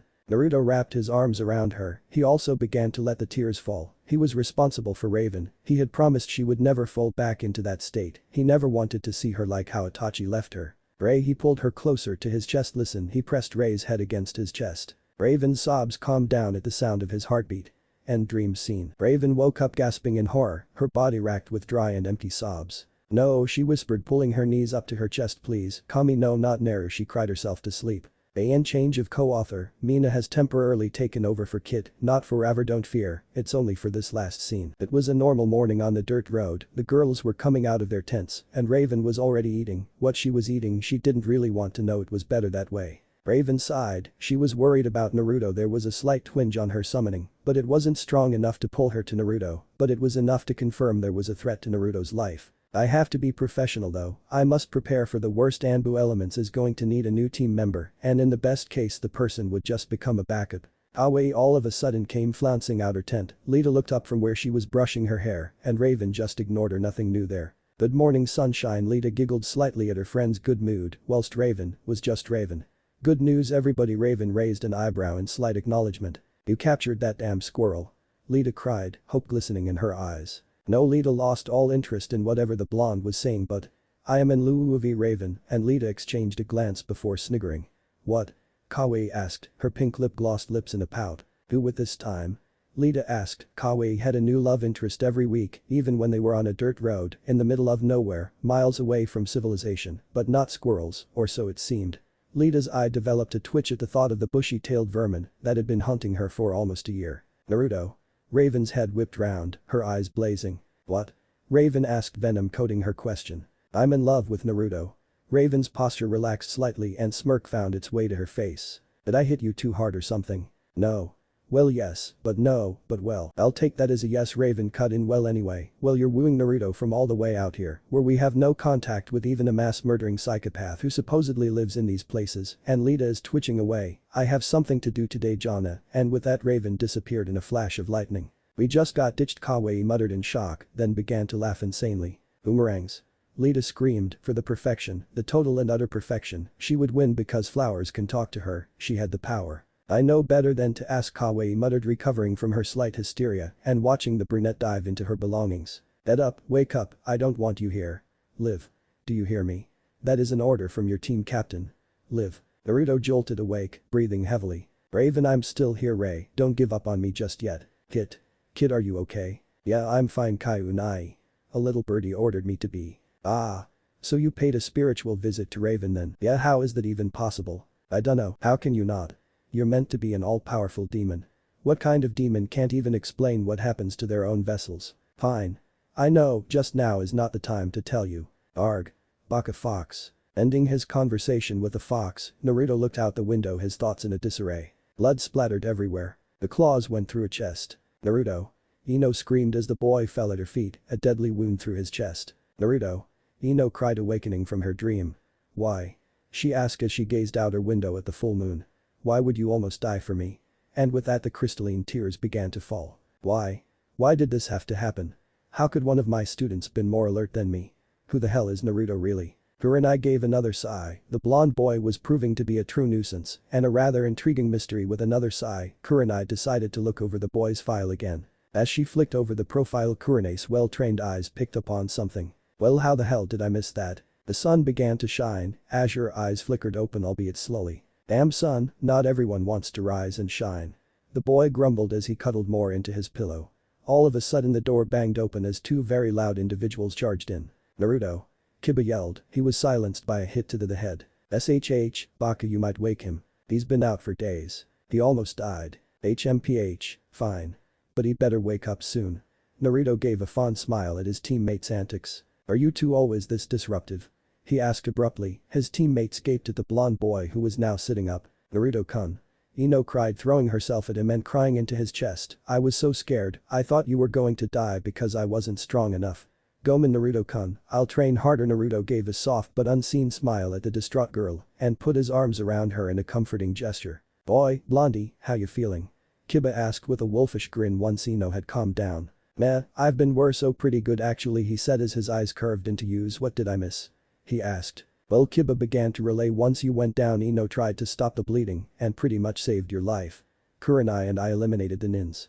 We got you to the medical center here in Wave and got you healed, but we were then told that you might be in a coma from the near-death experience. We were going to abandon the mission, but the mission got a whole lot more serious. Turns out Tazuna has some big gang on his back, and if Tazuna completes the bridge, then the gang is out of business, and we only learnt this when the boss Gato sent thugs after us and we were attacked by a missing nin named Zabuza Mamachi.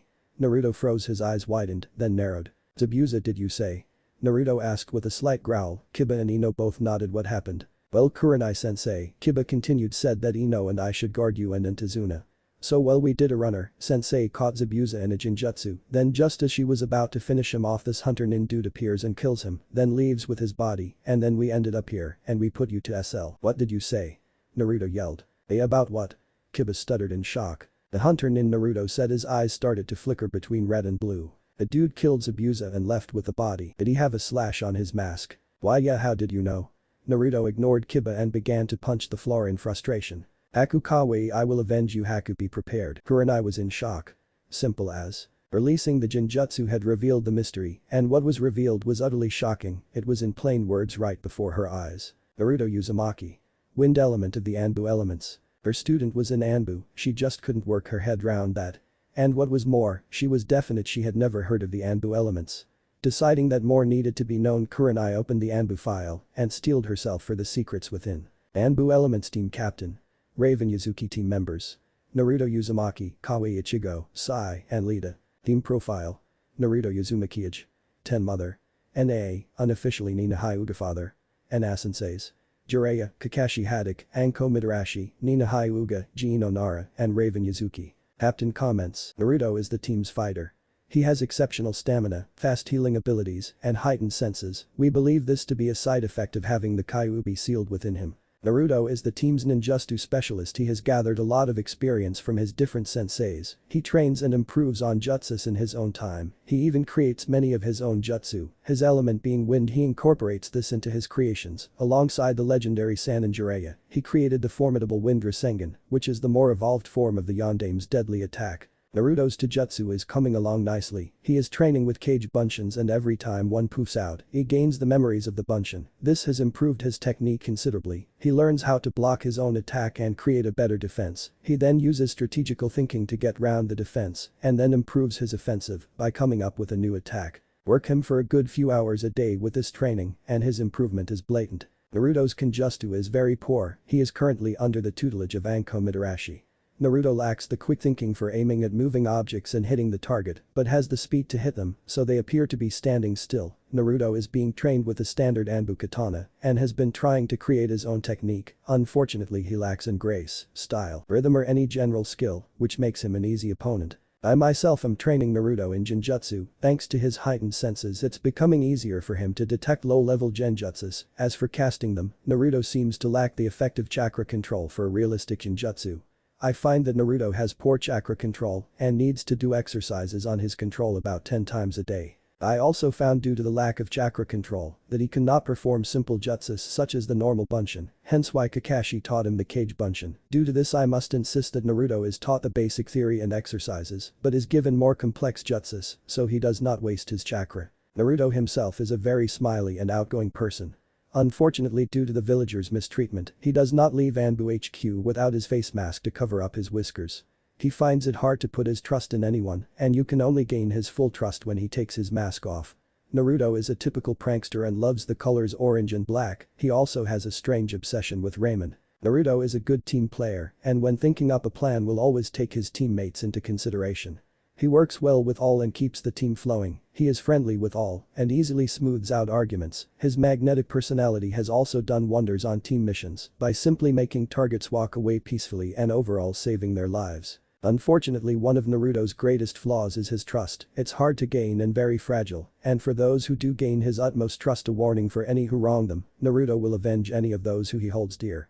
Among those of who he has sworn to kill in his vengeance are Zabuza Mamachi of the Hidden Mist, S rank missing Nin Itachi Uchiha of the Hidden Leaf, S rank missing Nin Orochimaru of the Hidden Leaf, S rank missing Nin Danzu of the Hidden Leaf, Haku of the Hidden Mist, A rank missing Nin the Mizukage, the Mizukage's son. Any of those he has sworn to kill unless they are remorseful and ready to pay the price for their actions. Naruto will kill them without remorse and in the most painful way he can find. Signed sincerely, Raven. Missions completed. B. 2C. 13B. 4A. 52s. Classified informations. Classified information. Kurenai closed the file, her mind reeling and frantically trying to process the information she had just read. Well, that explains a lot. Kurenai-sensei, how are we going to train out here? Ino asked warily. We're going to do tree climbing. She replied happily. Tree climbing? Kiba asked, doubting the training in that. That's what I said. But there's a catch. You have to climb to the top with your feet. Our feet, Ino and Kiba both yelled. Please stop repeating what I say. Now watch. And with that, Kurenai stood for a moment, concentrated her chakra, then placed her foot on the trunk, then began to walk up the tree. Kiba and Ino's faces soon turned from that of doubt to ones of awe. SS Sugoi, Ino stuttered. To walk up like this you need to summon your chakra into your feet. This is harder than it sounds. First you have to concentrate your chakra into your feet, which requires concentration and precision. Then as you walk up the tree you have to maintain a steady flow of chakra.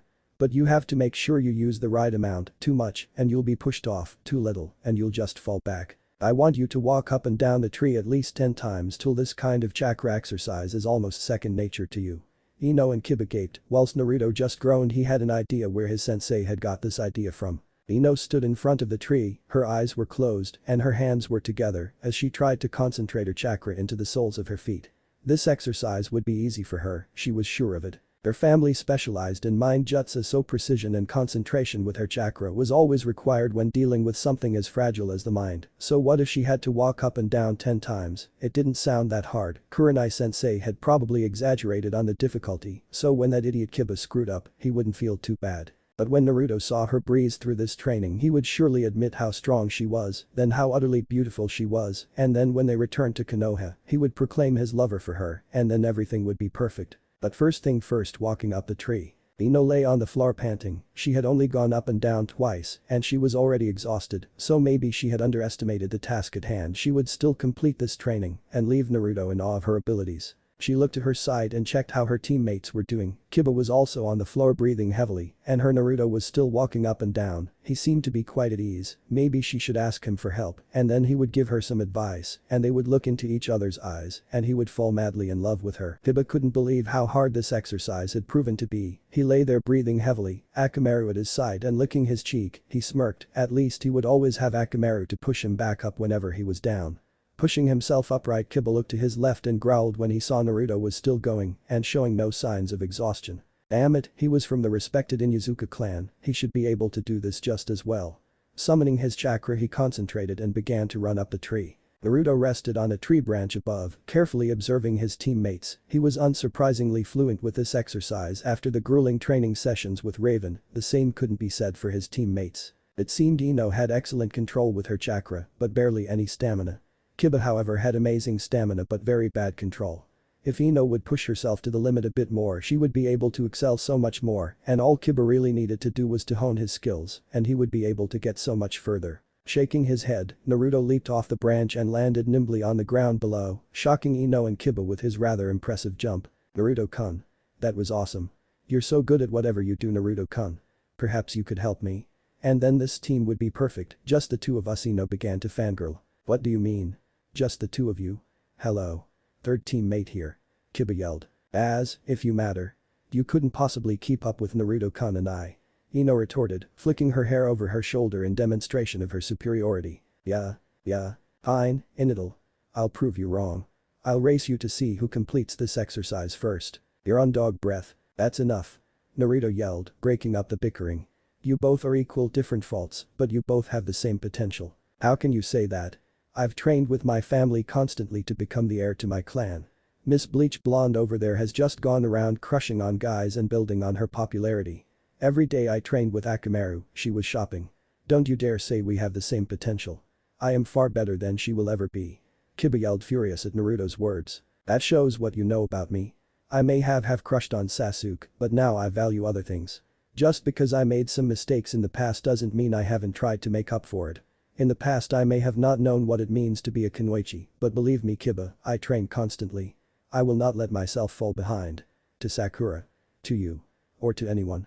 I will prove my love to Naruto. And if you're going to sit there and whine then have it your way. But I will become your equal Kiba. Maybe not today. But I will one day. And then I will make you eat your words. Ino yelled back, her eyes burning with an icy blue fire and her chest heaving from the passion in which she had yelled her words. Kiba walked off, Akamaru following as his ever-loyal companion. Ino felt her eyes began to tear up as she began to shake from Kiba's words. Her lips trembled and her eyes closed as she tried to stop her emotions from overwhelming her. She was pleasantly surprised when she was pulled against a strong chest. Naruto-kun. Ino began to calm down in her fellow blonde's arms and then she didn't know what spirit possessed her, but she felt her hands moving up to the face mask. Ino was desperate to see just a glimpse behind the veil of mystery that shrouded Naruto. One quick yank and she would see the lips she had so vividly dreamt of and she would hear that voice that entranced her so, in a new state of clarity without the fabric muffling his voice. She gazed into Naruto's vivid blue orbs, feeling slightly ashamed of her own, because they would not show such beauty. She felt assured when she saw it rust in his eyes, her hands moved up and grasped the edge of the fabric. It was now the moment of truth. Ino felt herself hesitate though, maybe there wouldn't be the lips she had so desired, maybe there would be buck teeth or fish lips. Would the mask be better left untouched? She started as she felt Naruto's hand on hers, looking into his eyes once more she pulled herself together and absorbed some of the confidence that seemed to radiate off him. She slowly tugged the fabric down, revealing a chiseled jaw, cheeks marked with 3 whisker-like marks, a perfect nose and light pink lips, not chapped but not moist, just light pink and fine. Ino felt herself relax and her eyes were drawn to his lips. Without even thinking of the consequences Ino began to lean in and unconsciously without either of the two realizing it, their eyes both fluttered shut and their guards were let down, too caught up in the moment to care. Are you two done yet? Because dinner is ready. The two blondes jumped apart as if they had been electrocuted. Ino silently cursed her sensei in her mind for interrupting what would have been a perfect first kiss. Naruto however had a glazed look and he seemed to be staring off into the distance. Pulling up his mask once more he turned away and walked further into the forest without even so much as a word to his teammate. Ino scowled slightly, confused about Naruto's behavior. She was unsure if chasing after him would help. Unfortunately her stomach decided for her, with a loud growl erupting from it. Ino sighed and cursed her ideas of dieting and hurried to the house. She would look for Naruto after she ate. Naruto cursed himself. What had he been thinking when he let Ino pull down his mask and then almost kiss him? Sure, he liked the girl, but as a friend only. Relationships were only a hazard. Naruto balled his hands into fists, his nails digging into the palms and drawing blood. Yes, such dreams of love weren't worth the hassle and were just illusions of happiness. Stop convincing yourself of these lies. Naruto quickly blocked Kyuubi out, the last thing he needed was a lecture. His mind was made up. For Naruto knew in his heart that loving someone when they were convinced of the same lies as you was pointless, completely and utterly pointless. Anger and frustration began to build up in him, and he began to punch and kick at his surrounds with a reckless air about him. As he felt the skin tear on his body and the blood began to drip from the wounds, he felt not pain, but a euphoria. Anything was better. As long as he could forget the pain in his heart. Naruto collapsed exhausted at the base of a tree, seemingly satisfied at the destruction he had caused by releasing his emotion. Panting heavily, he rolled onto his back and gazed up at the stars, smiling a small smile knowing people he had cared about, cares about, and will care for, are all under the same sky as him, under the same watchful stars. Within minutes of his stargazing, the blonde-haired boy fell into a deep sleep. The golden raven-shaped pendant glinted in the moonlight.